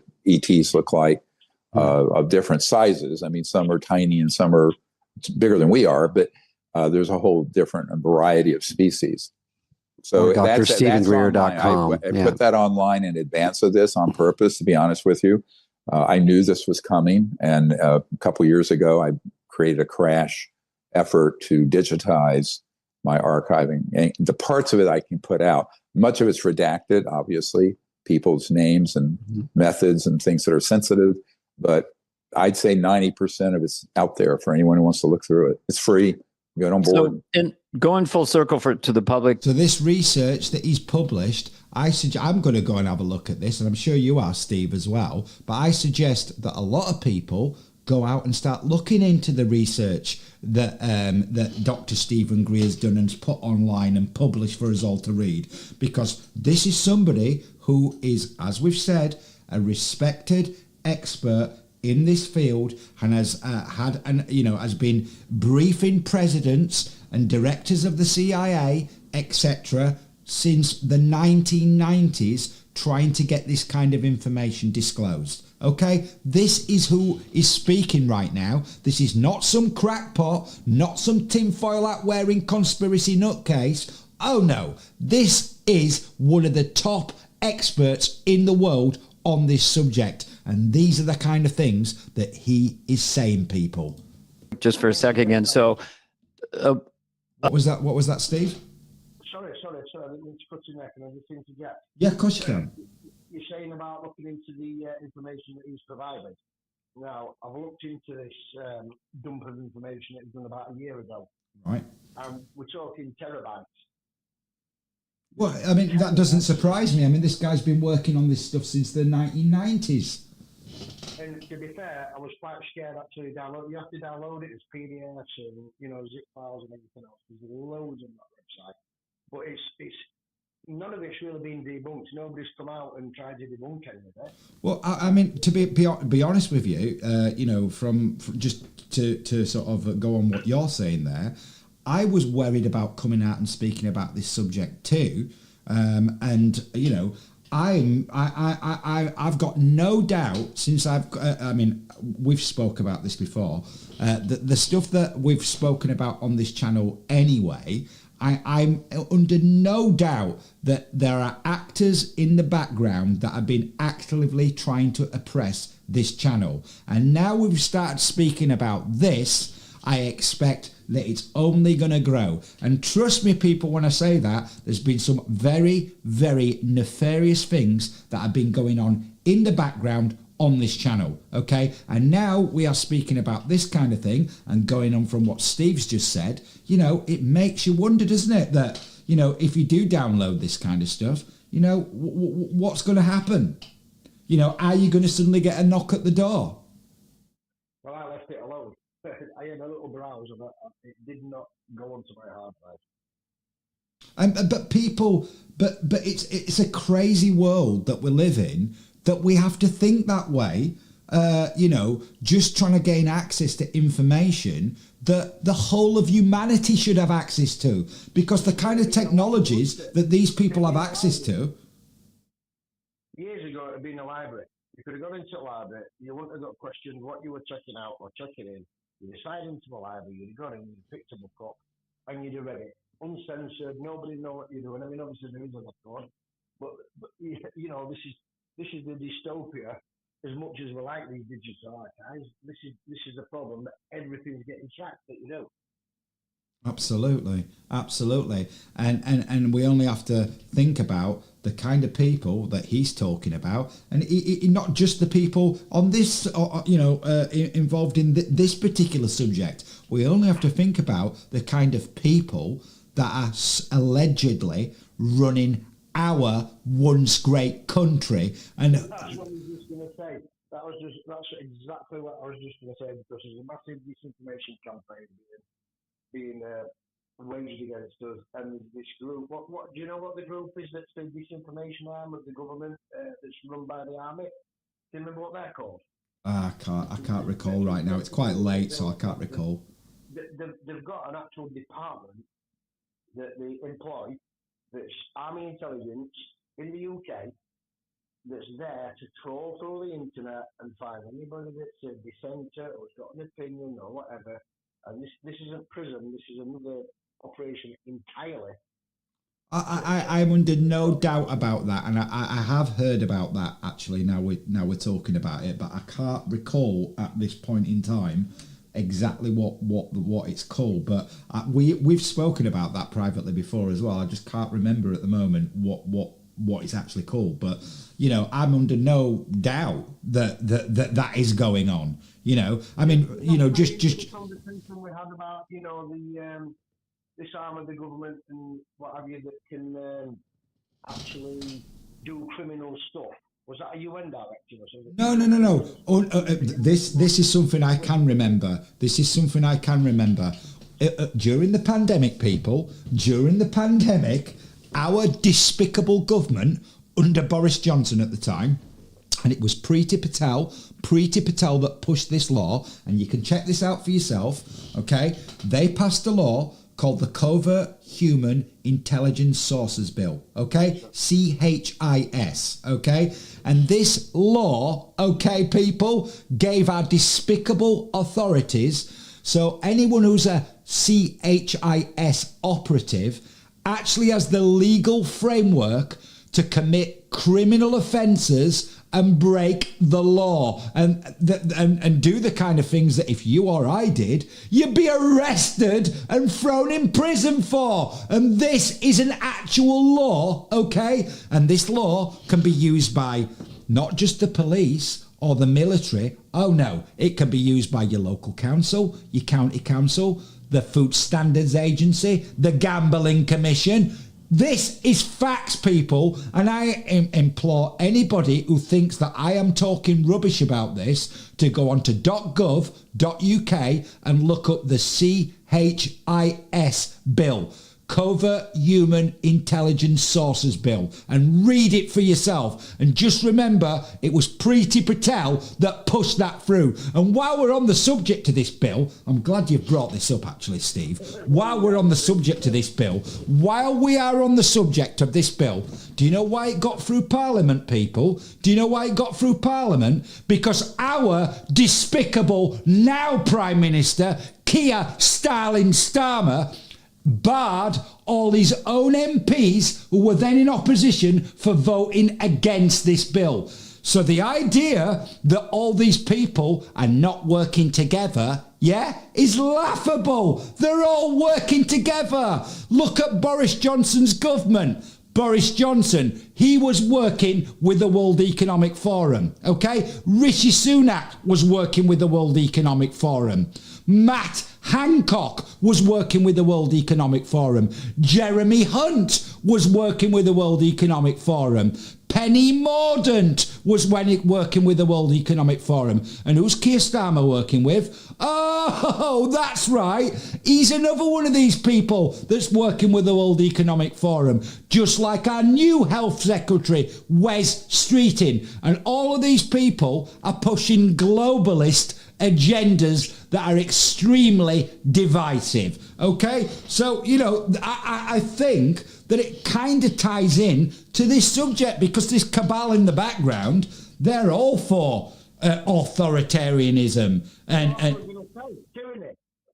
tyranny. Exactly. I mean, it's just unbelievable where we are in the world at the end of 2024. And, we've been trying to warn people on this channel about all this authoritarianism and a march towards one world government, etc. Okay? And this is where we are, people. This is where we are. I mean, let's get back to this interview, because we did go a little bit off topic there, but it does tie in to this topic in some way, because, we are, this topic is talking about how, that this cabal that's doing all this stuff in the background is above government, okay? And they're answering to nobody. And it makes you start asking the question, okay, who is actually running countries? Because it doesn't seem to me like it's presidents or prime ministers. It seems like shadow people in the background that are doing all this kind of stuff. Biden said today, and another person used this word, there's nothing nefarious. Nothing nefarious about this. So should people be frightened? I mean, it seems like some of these are heavy objects. Well, they have to say right that, over someone's house. So why wouldn't you be a little anxious to have a big drone on top of your house? They can crash, Well, they have. And, that gets hushed up. But, I'll tell you, part of the problem is, I'm sort of the leading indicator putting this information out. And, some people that I had that I had been on their shows 3, 4, 5 years ago and say, God, everything you said then is happening. And it's because I've had knowledge of this for a long time. Yeah. Now, if you're the president or you're in charge of the National Security Advisor, National Security Council, you don't want to induce panic, and you don't want people to be freaking out. And in fact, that plays to the purpose of this cabal of criminals and sociopaths who are doing it. And the other problem is that if there's an unverified report, say, of a loose nuclear weapon, which is one of the reports I've received, you do not want people to think that that's, something that no one has a handle on.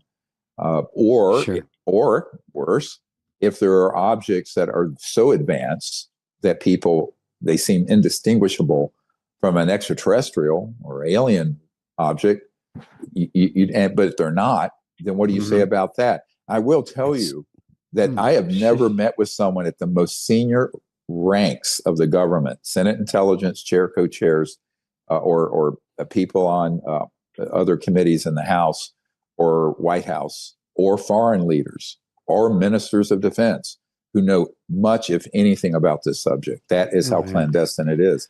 And most people only find out later how dangerous that is. I know back in 1997, I briefed and you can look this up. It leaked out on the internet.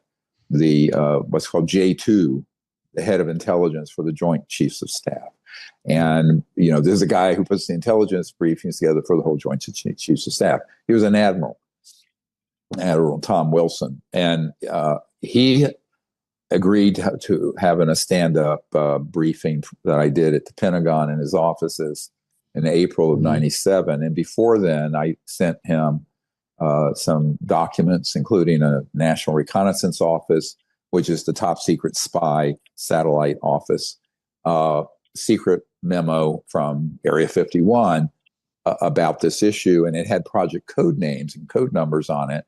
That document is in the archive. You can see online. It has not been declassified. It doesn't matter because we've declared these projects rogue and illegal and unconstitutional. So they don't have any right of a top secret clearance, frankly. So that's the basis of our whole disclosure project. But the admiral started digging into this, and before we had the meeting, and he was personally threatened, and he was threatened with having a star taken off his lapel and demoted and forced into retirement. So even his inquiry about it. Now, this is the man in charge of putting together the intelligence briefings for the Joint Chiefs of Staff. So this problem is enormous. I recently was in London from a very high senior official there who knows of a prime minister who, I don't want to say who it is, who when he started looking into this, he and his entire family threatened with being assassinated. So this is serious.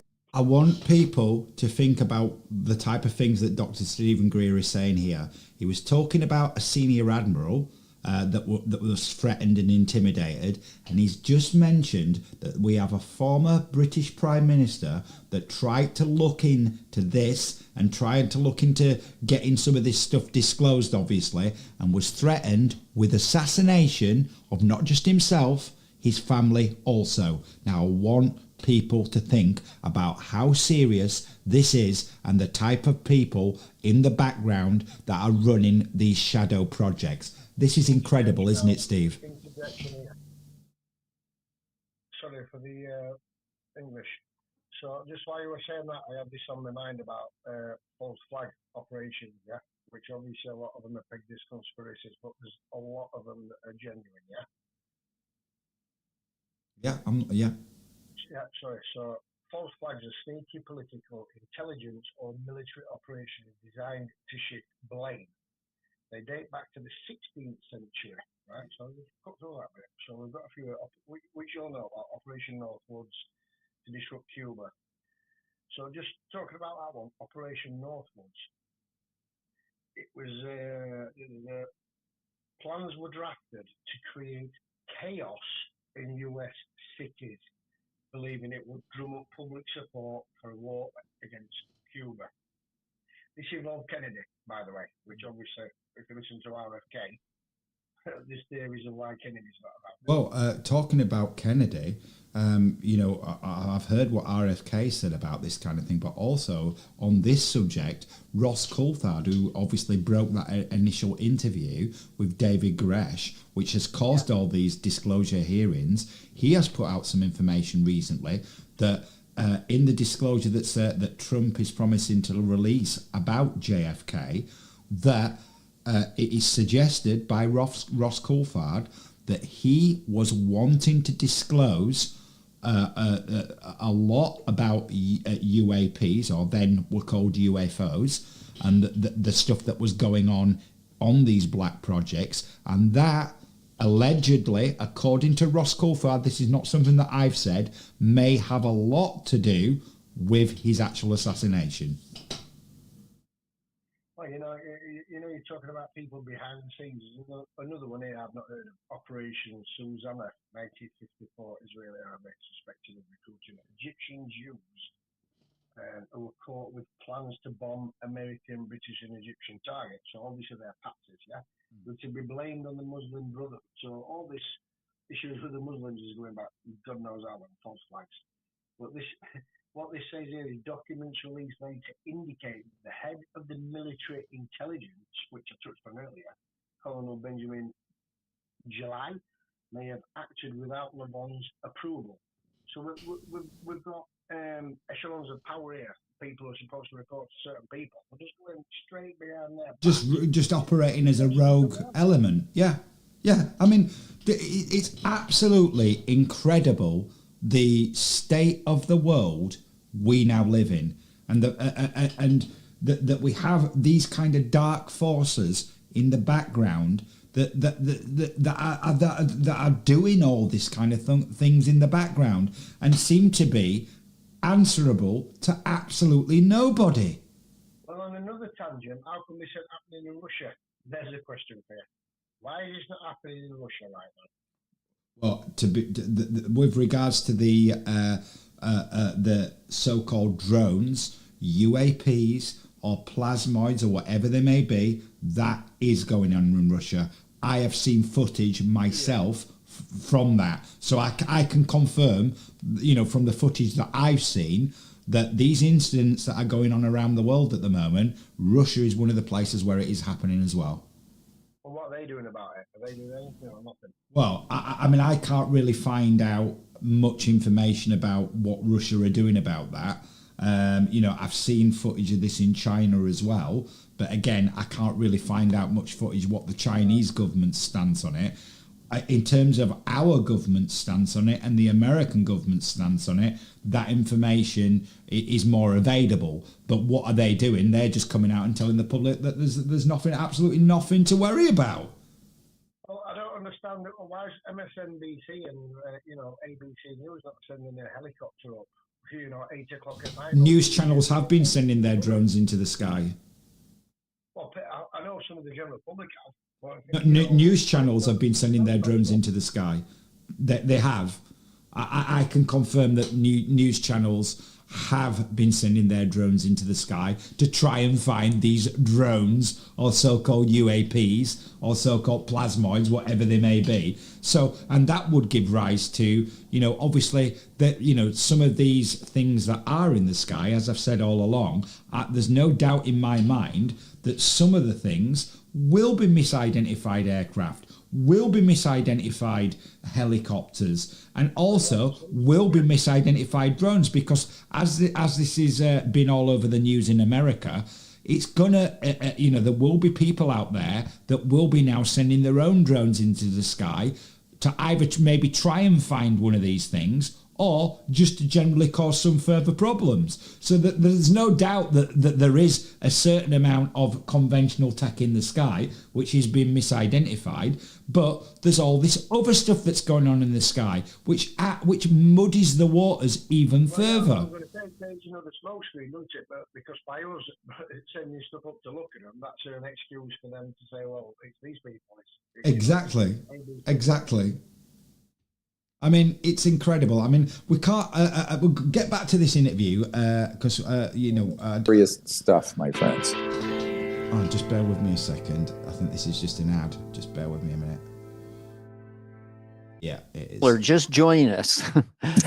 Yeah, Dr. Greer, a trauma doctor, comes upon this information in the late 90s, and then you've really devoted the last 25, 30 years to exposing it, along with different other things, extraterrestrials and UFOs and all kinds of things like that. But this in specific. And then perhaps by January 15th, a whistleblower will come out, and this will be the seminal moment of all this 30 years, if it's the way it comes out, and if the world discovers this secret military rogue operation that's been dealing in all these. So they're mirroring the alien non-human, so you can't really tell the difference of people will think it's an alien, or this is sort of good versus evil. There's good people involved trying to beat the people that have all this information also, and they're a little ahead of the game. Well, let's say the constitutional government of the United States is several thousand years technologically behind this rogue element. That's the real problem. I want people to think about that. The constitutional government, according to Dr. Stephen Greer, are several thousand years technologically behind this rogue element that he's alleging are running all these black ops in the background. I want people to think about that. Several thousand years behind. It's unbelievable. Absolutely unbelievable. Problem. Oh, They do not have the technologies of this road iPhone group. versus Lego. Yeah, exactly. I mean, we're talking smoke. I mean, the world we're living in right now, my friends, is smoke signals. And this organization that's very transnational have things that are equivalent of beyond the speed of light stuff. So I think that we have to look at this in a very dry-eyed way. I'm not at all hopeless about it. It's a difficult time. I knew it would come to this at some point, and I was very shaken about 19 months ago when two groups of people approached me. One are these deep, covert illegal operations guys wanting to come forward, and the other is this group that were asked to be stood up to take down these illegal programs. And that happened within about 2 months of each other. And they didn't know each other. And I had put them together in a handshake. The director of that team, that would be the strike team to get these illegal sites under control, has joined me out in the desert and met this gentleman and some of the people on his team. So they're communicating. But the defectors are being very careful.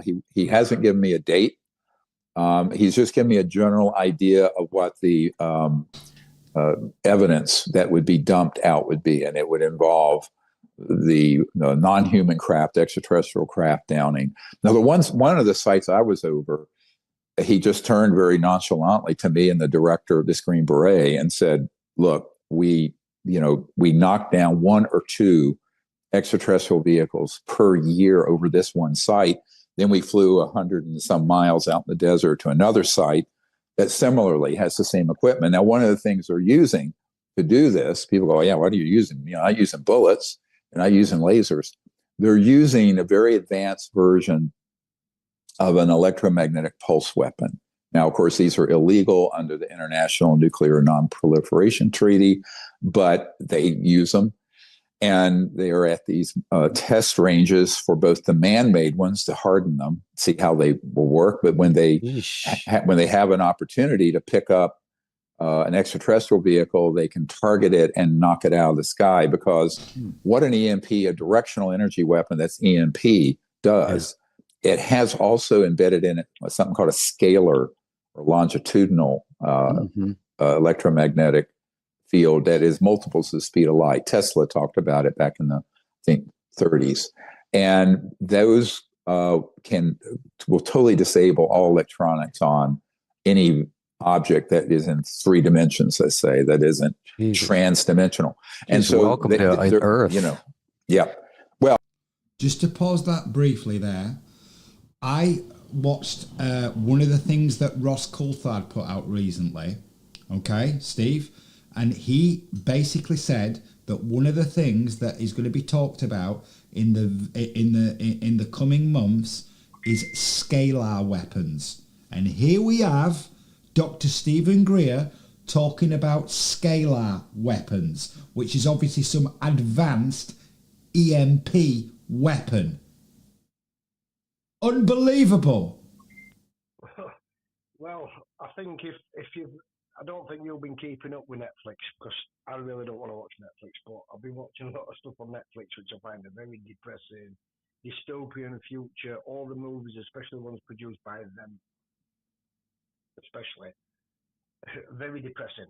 But it's very eye-opening from somebody that's awake to see the stuff that we already know unfolding on fictional movies on Netflix, and all of this is on there all the time. You're left deflated when you watch a movie on Netflix, sci-fi movie, because it's all interdimensional stuff, EMPs, technology. It's all about, everything on there is all about dumbing down the human, and you're in a dystopian world where you're scared, and that seems to be the reality. And there's that much. And that's the direction of travel, and that has been the direction of travel on steroids, basically, since 2020. Since the lockdowns happened, this is the march towards dystopia where we're heading.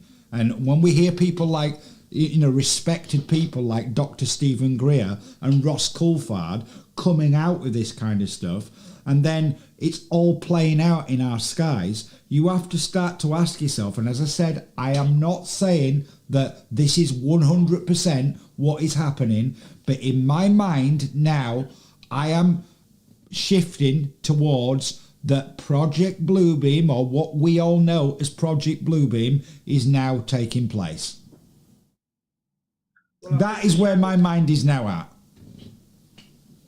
I know. I think we might have been open for some other explanation. If somebody would come out on a press conference and, well, we think it's from China. Even that, when we get that information, usually it's quite laughable, because most powerful nation in the world letting balloons and stuff float across the ocean, float across from Siberia, from Russia, coming to American airspace. Other than the useless President Biden that let these things happen because he really couldn't be bothered, it wouldn't happen in a normal, Western democracy that's awake, that's looking after the people. It would not happen. Dictatorships and tyrannies around the world do not let stray things come into their airspace or above their country. They'll get shot down instantly. Well, this is another thing. Like I said, we said earlier, whatever it was, whether the government generally didn't know what it was or whether they did, and weren't making that information available to the public, at the very, very least, when things are flying around your airspace with impunity and they're flying over the most protected airspace in your country, over military installations, RAF and US Air Force bases, you would expect that those things would be shot down, or at the very least that you would have aircraft in the air trying to do something about that at the very least. Would you not, Steve? Obviously. I mean, bearing in mind the US, people, we keep getting sold the lie how powerful Russia are. So, just wants to protect their own land and is not addressed on any of the Western countries at all. Yeah? Russia's got one base outside Russia. America's got 800 operational ones that we know of. Well, how many do they have in this country? They've got bases in this country, and some of the bases that they have in this country, the Air Force bases, are the same ones where these things, these orbs or plasmoids or drones or whatever they may be, have been, last month, in November, were flying around those bases with impunity. And the SAS and the SBS were deployed to those bases. And our despicable politicians I've had the gall to come out publicly on television, both over in the States and here, and tell us that they don't know what these things are, who or what is in charge of them or controlling them, what their intentions are. But at the same time, people, don't worry, because it's no threat to national security and there is absolutely nothing to worry about. There's nothing to see here. Do you believe that, Steve? Do you believe that, Steve? Do you believe that? Well, I'm going to bed at 3 o'clock, but I'm going to give you a quick SP on that one. So I think, the fact that we're actually thinking here that they've deployed the SAS or the SBS, yeah? But that has been reported, okay? That has been reported in the media that the SAS and SBS were deployed to those bases. Yeah, so what I'm saying on that point is the fact that we're being told they've been deployed, yeah? What kind of response are they to such a something going on like this? What's the SBS or the SAS going to do? They're the most elite soldiers that we have. That's the top soldiers that we have, the SAS and the SBS. So if there was nothing serious going on, why would they be there? No, but really, we need the Air Force, don't we? We need the Air Force up in the air. Well, scrambling jets. They were unable, or apparently, they were unable to do anything about these so-called drones or UAPs or whatever they were in the skies above that airspace. Let me get into that, because I know a couple of special operators, and I've got a book sat on my computer desk here that I've been given by Army Special Operator, yeah? who's done work for some clandestine services. These people work in two-man teams in holes in the ground doing reconnaissance. So the only thing that the SAS could do is see who's sending the drone up.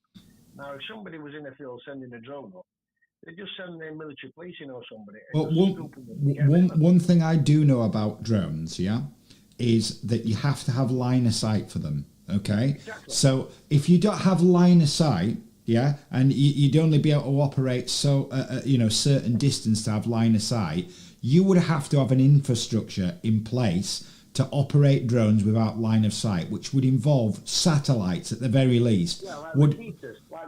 Exactly. You would have to have an infrastructure in place to operate drones without line of sight. So, whatever, whoever or whatever is doing this has some kind of infrastructure in place to be doing this over restricted airspace and operating with total and utter impunity. Okay? This is not a joke, people. It's incredible that still no one, and this has been going on from the start of November, and we're now at the end of December, we still have zero answers from the politicians, from our military, from the intelligence community. No one is giving any answers. Incredible. But it seems like nobody cares. Well, there is definitely something going on at the moment, okay? And the more I've listened to this interview, with Dr. Stephen Greer, as I said, it's only my opinion. I'm not stating that this is 100% fact or anything of that nature, but in my own personal mind now, my mind is now veering towards that something like Project Bluebeam is actually happening. I don't know what you think, Steve, but that's where my mind is now. You keep cutting off, Arno. Your audio keeps cutting on my phone and on the live stream. Well, maybe somebody's interfering with the stream now. No, big style. So bearing in mind, I've got you on the Windows PC and I've got you running on YouTube on my phone, but I'm actually on a phone call to you. It's all cutting. Well, maybe there are powers out there that don't like what we're speaking about. And I've told my viewers before that there's all sorts of interference that's been going on in the background on this channel. So if they are now messing with the stream, okay, well, what more proof do we need to our viewers, okay? What more proof do we need to our viewers that there are nefarious things going on in the background? Well, I've got no channel. I've got nothing to prove. So I'm just saying how it is. Well, I can hear you fine, but obviously we're on a phone call. But obviously I'm not listening. I've not got the broadcast on. I'd have to listen to that later. When I'm talking to you, you're putting up on the phone call, and you're putting up on the YouTube video on the Wi-Fi. Okay, let me just see if there's anybody in chat who can confirm any of this. Just bear with me a minute. Why would you be putting on the phone as well? Right, I can see we've got some people watching. I can see that we've got some people watching. Can someone drop into the chat if this stream is cutting in and out? Can somebody just drop something into the chat and let us know? Because I can see that there are people watching here in the chat. So we do have people watching. So can just someone let us know, is the stream going out okay? Is the stream being interfered with?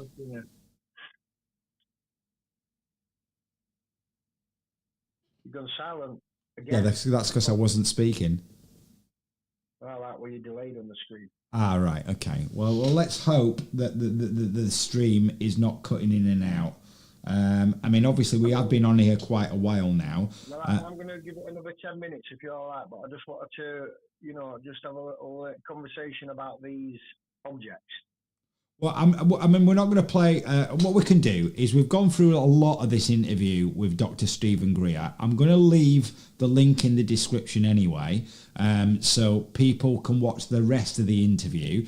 We've gone through 41 minutes of this interview, and there's about 25 minutes left of this interview with Stephen Greer. So I'll leave the link in the description. Okay, so you can watch that back Well, later. I'm not putting you off, bro. If you want to stay on, that's fine. You've got another 15 minutes. No. What is it you want to speak about?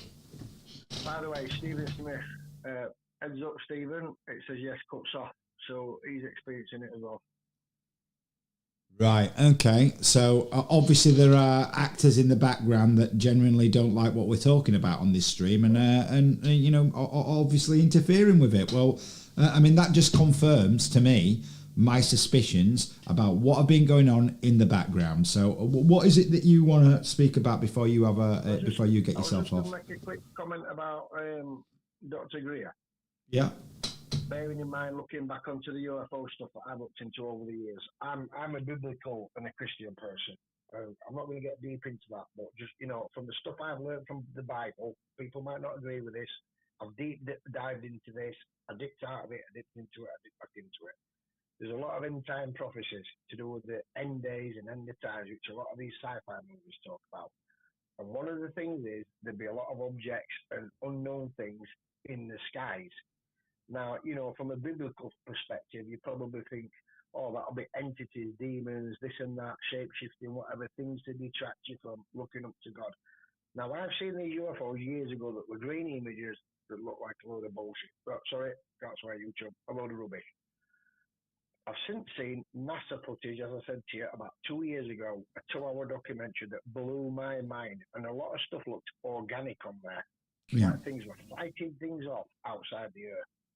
But what I have noticed is a lot of the shapes and the forms that these things take, like the triangles, it seems to me like all the people that's been looking for some answers or looking for you. I've been looking into the skies for UFOs for 20 years. On the entity side, this is another story. What anyone believes, I have seen things and experienced things, because so have my friends, and I've had what I class as spiritual attacks on me, right? But I've never seen anything in the skies. Because I'm a biblical person, I'm thinking that, maybe these things won't manifest to me. Since COVID, I've seen the drones getting fired up over my house. 4, 5, 6, 7, 8 drones up for hours. And a mutual friend of ours has seen them as well. Yeah. Then I saw the Starlink stuff going up, Elon Musk stuff going up. Only about 3 weeks ago, boom, boom, boom into the sky, these orbs going up. This other mutual friend of ours has also seen orbs even outside Meadowhall Shopping Centre. For the first time ever, I saw an orb, believe it or not, right, when I was walking the dog near me about 2 months ago. You told me about I was that. just walking the dog, came back from the field, felt a bit of static, something felt unusual. I looked up, just an empty spot above some conifers, maybe 30 feet above me. And I thought, is that like a foil balloon, for somebody's birthday that they've fired up and they've lost it, yeah?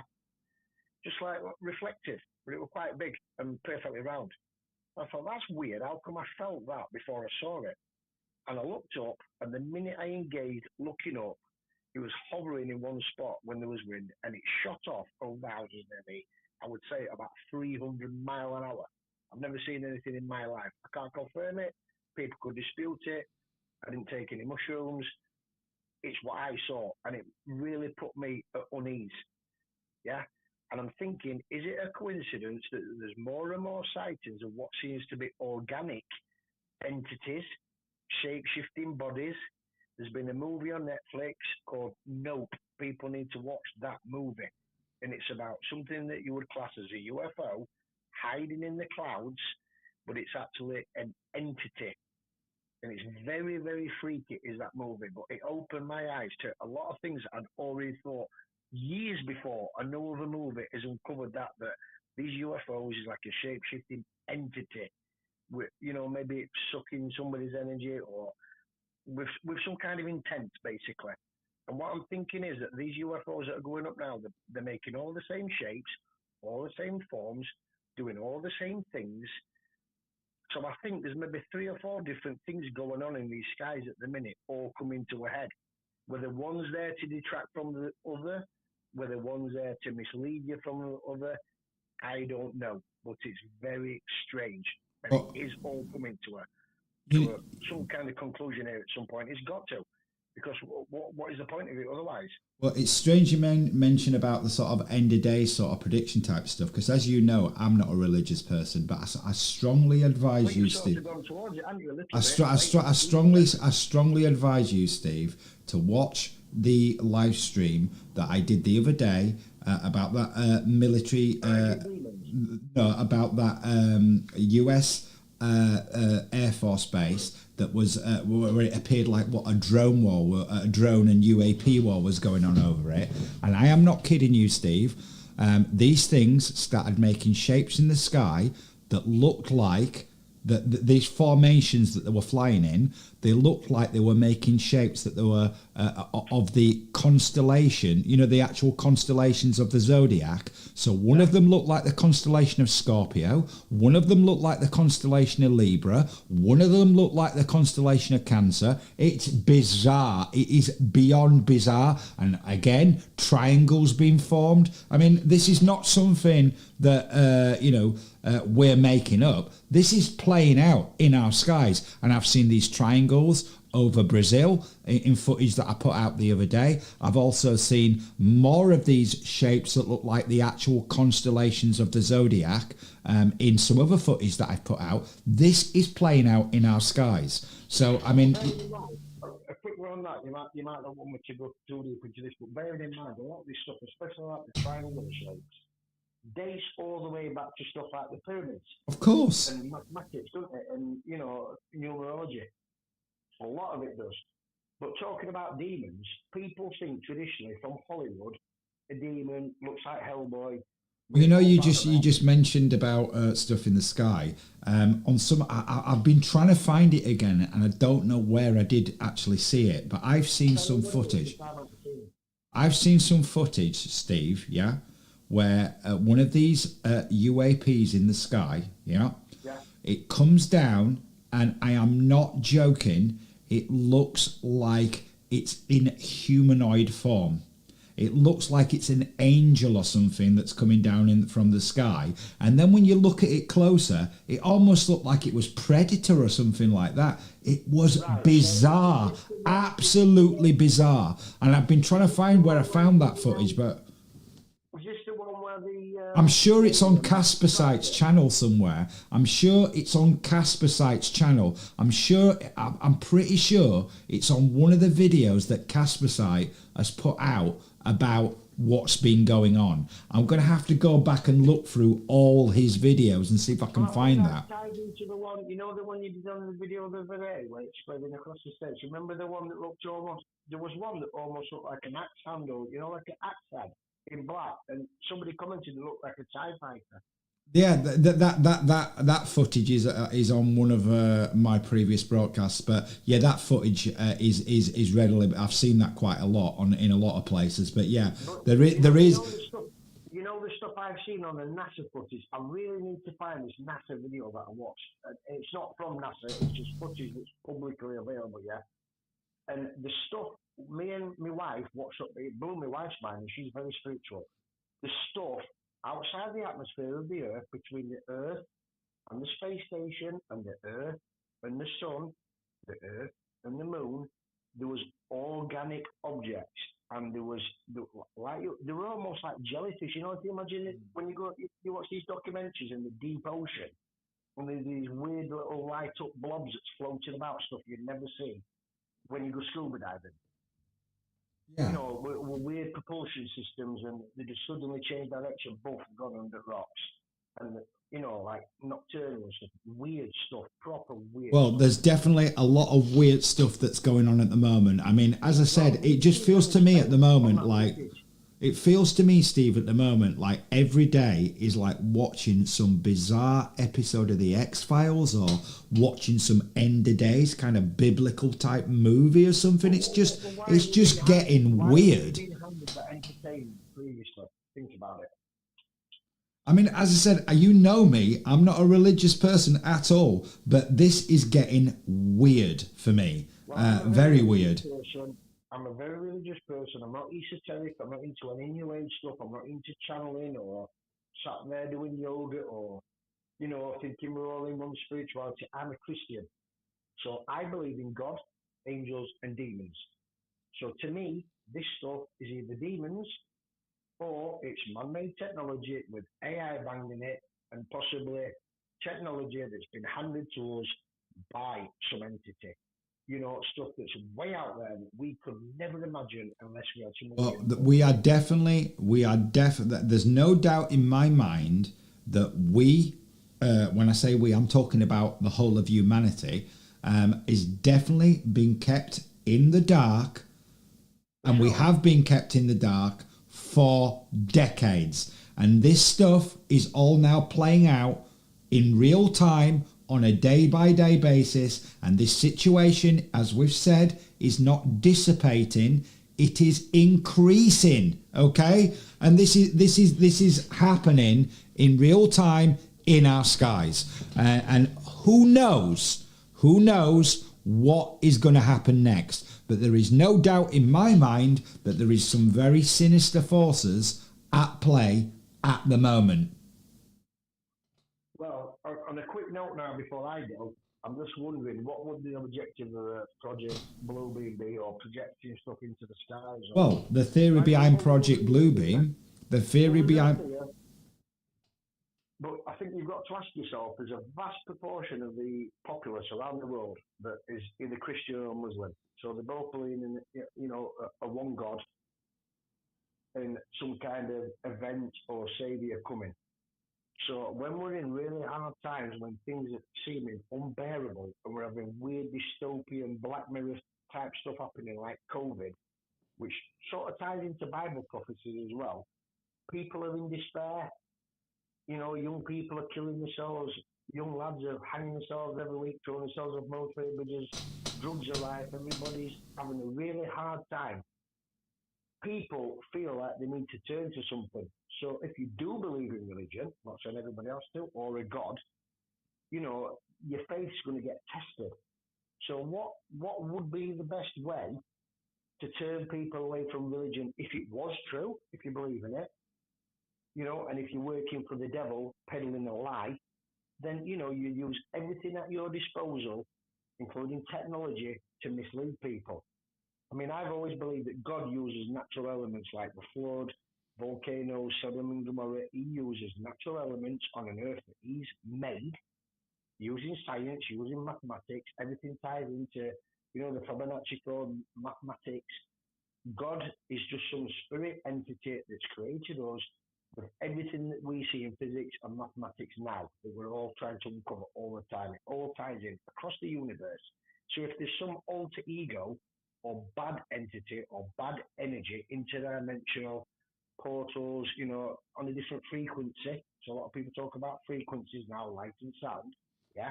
That's how you would see demons, would be a different frequency, a different light source, some kind of shape-shifting object, something you can't quite pinpoint. A blob in the sky flashing. Well, think about people like David Icke, Steve, who's been mocked for years about things like this, and look at now what's panning out in our skies, you know, and look what's been disclosed in Congress, you know, that you know, we are not alone, yeah, for starters. That has been said in these disclosure hearings, and that the American government and other governments are in possession, I repeat, in possession of non-human technology, non-human craft, which they have recovered, which Dr. Stephen Greer has been speaking about in this interview, and that they've been back engineering for decades. And they also have non-human biologics. I want people to think about this, because this is not something that Arno is making up. This is something that has been disclosed on the record in the congressional disclosure hearings around UAPs in 2023 and 2024 by people such as David Gresh, Luis Elizondo, and others. And these people who have disclosed things like this, they are not tinfoil hat wearing conspiracy theorists. These people are people who have worked for organizations like the Pentagon, okay, and have been, you know, high up in the American military, okay, with top level security clearance. this is the kind of things that these people have been saying. So, this is where we are. This is where we are at the end of 2024. And, people are going to have to start to accept that the things we have been talking about on this channel around this topic is exactly what's going on at the moment. There is nobody in the UK, only a small echelon of people and people possibly into esoteric stuff or, feel like they're waking up, is actually getting on side with this, on the right side of it and looking at it, putting the proper focus on it. What people are doing is, again, looking to other things to give them the faith, looking to other things to explain things, and they're not dissecting things properly and looking at history. I think history shows all this. This stuff's been happening since. In my opinion, in my personal opinion on this, I mean, obviously Ross Coulthard has said this too, and we have to give the props to Ross Coulthard for that interview that went on with David Gresh last year that's brought all these disclosure hearings about. He has personally said in something that he has put out very recently that this has been going on as back to the 1930s, if not many, many, many years prior to that. And there are people that have come out as well that I've seen that have said that this has been going on for centuries. Yeah, well, I think so. So, I mean, and again, I'm not saying that what I'm saying here is 100% accurate. This is just my opinion, okay? And this is what people are theorizing about now. But one thing we can all agree on is what's been said in Congress, okay? Because that is on the record, people. It's not something that I'm making up or Steve's making up or LJ that I had on from UFO UK the other day is making up. This is on the record, people, okay? So, people have to start to accept that things that maybe they thought were wild type of fantasy kind of conspiracy theory ideas a very short time ago are actually true. Okay, this is where we are, people. I mean, what more can I say than that? I've got one little point I want to just put out there to whoever's listening, yeah? Like I said, I'm a person of faith, but I'm not really following organised religion, and I've looked at all the ancient texts, the Torah, the Bible, the Quran, everything, yeah? What I would say is just be very, very careful about joining groups, taking people's word as gospel, following certain doctrines and getting caught up in the moment. Analyze things, take a step back and follow what you feel in your heart. I always say on this channel, Steve, as you very well know, don't take my word for it.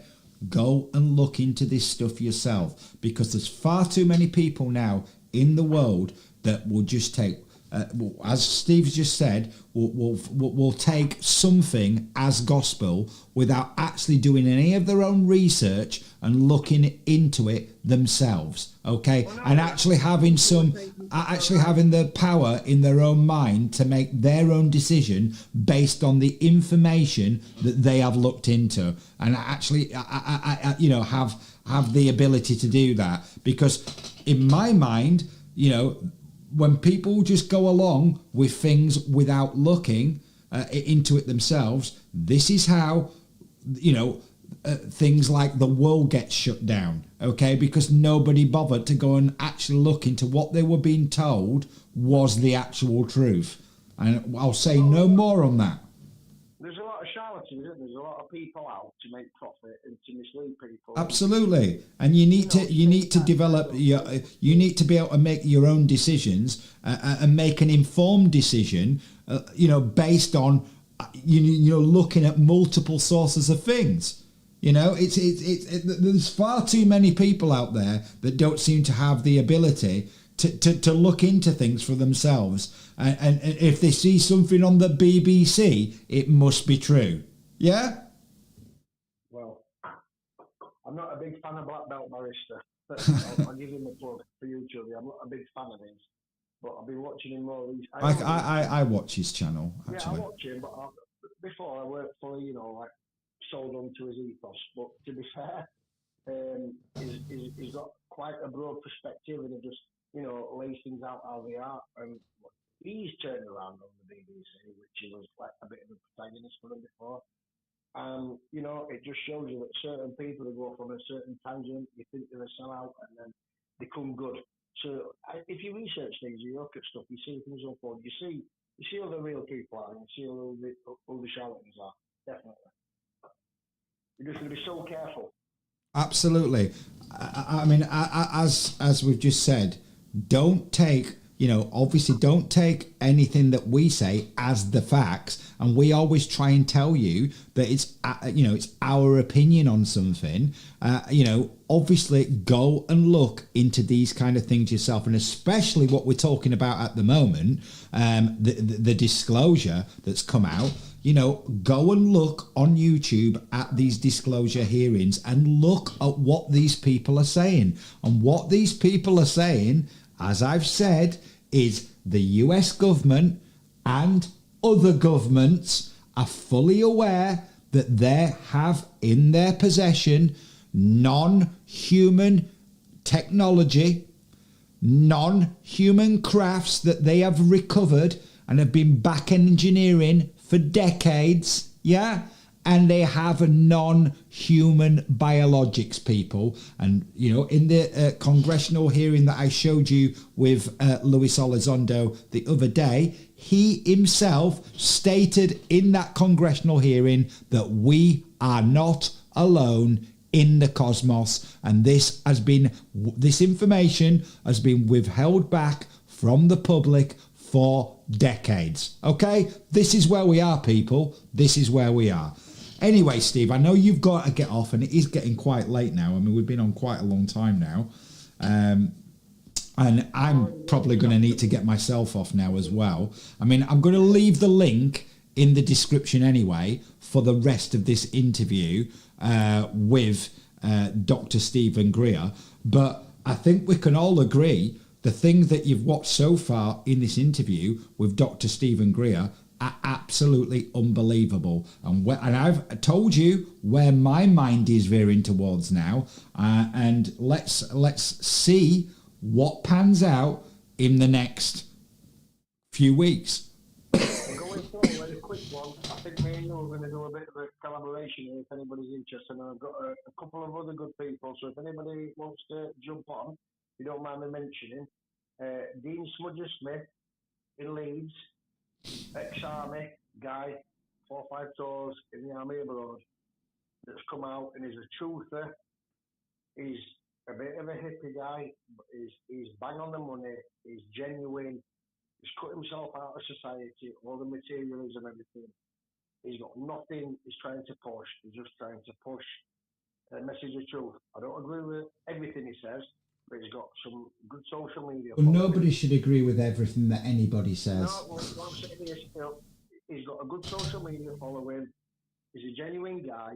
I'm thinking we're going to set up some kind of collaboration with yourself and me, maybe. I'm setting up a channel now. I've kept silent for a long time, other than talking to people in, privately. And I think we've got some issues here and some topics we can really put some information out there to let people look at, because we've got the ability to deep dive. We've been doing it for a long time, and I've got archives and stuff I can pass to you. We can have conversations. Sure. Well, I mean, another night, yeah, we can definitely discuss some other things some other time. Sure, no problem. I mean, obviously for tonight, it's getting a bit late. I'm gonna have to start wrapping this stream up myself. Well, it's been nice to have you on, Steve. I'm working tomorrow, so I hope everybody enjoyed the video. I've enjoyed the chat. Well, it's been nice to have you on, Steve. So you take care, and I'll speak to you later. I mean, I'm going to start wrapping this stream up now because I'm desperately in the need of some refreshment before I go to bed. And I've just looked at the time, and it's really quite late now. So. Yeah, tell me about it. I'll see you on the other side, brother. All right, bro. See you later, mate. Bye-bye. Right. So, obviously, we had Steve there.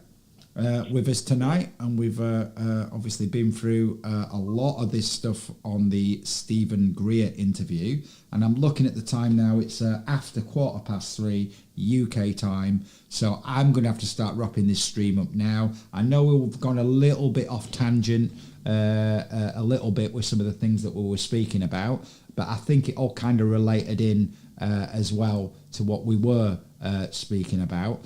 It's just been one of those nights, but I will leave the link for that Stephen Greer, the full rest of the interview, in the description.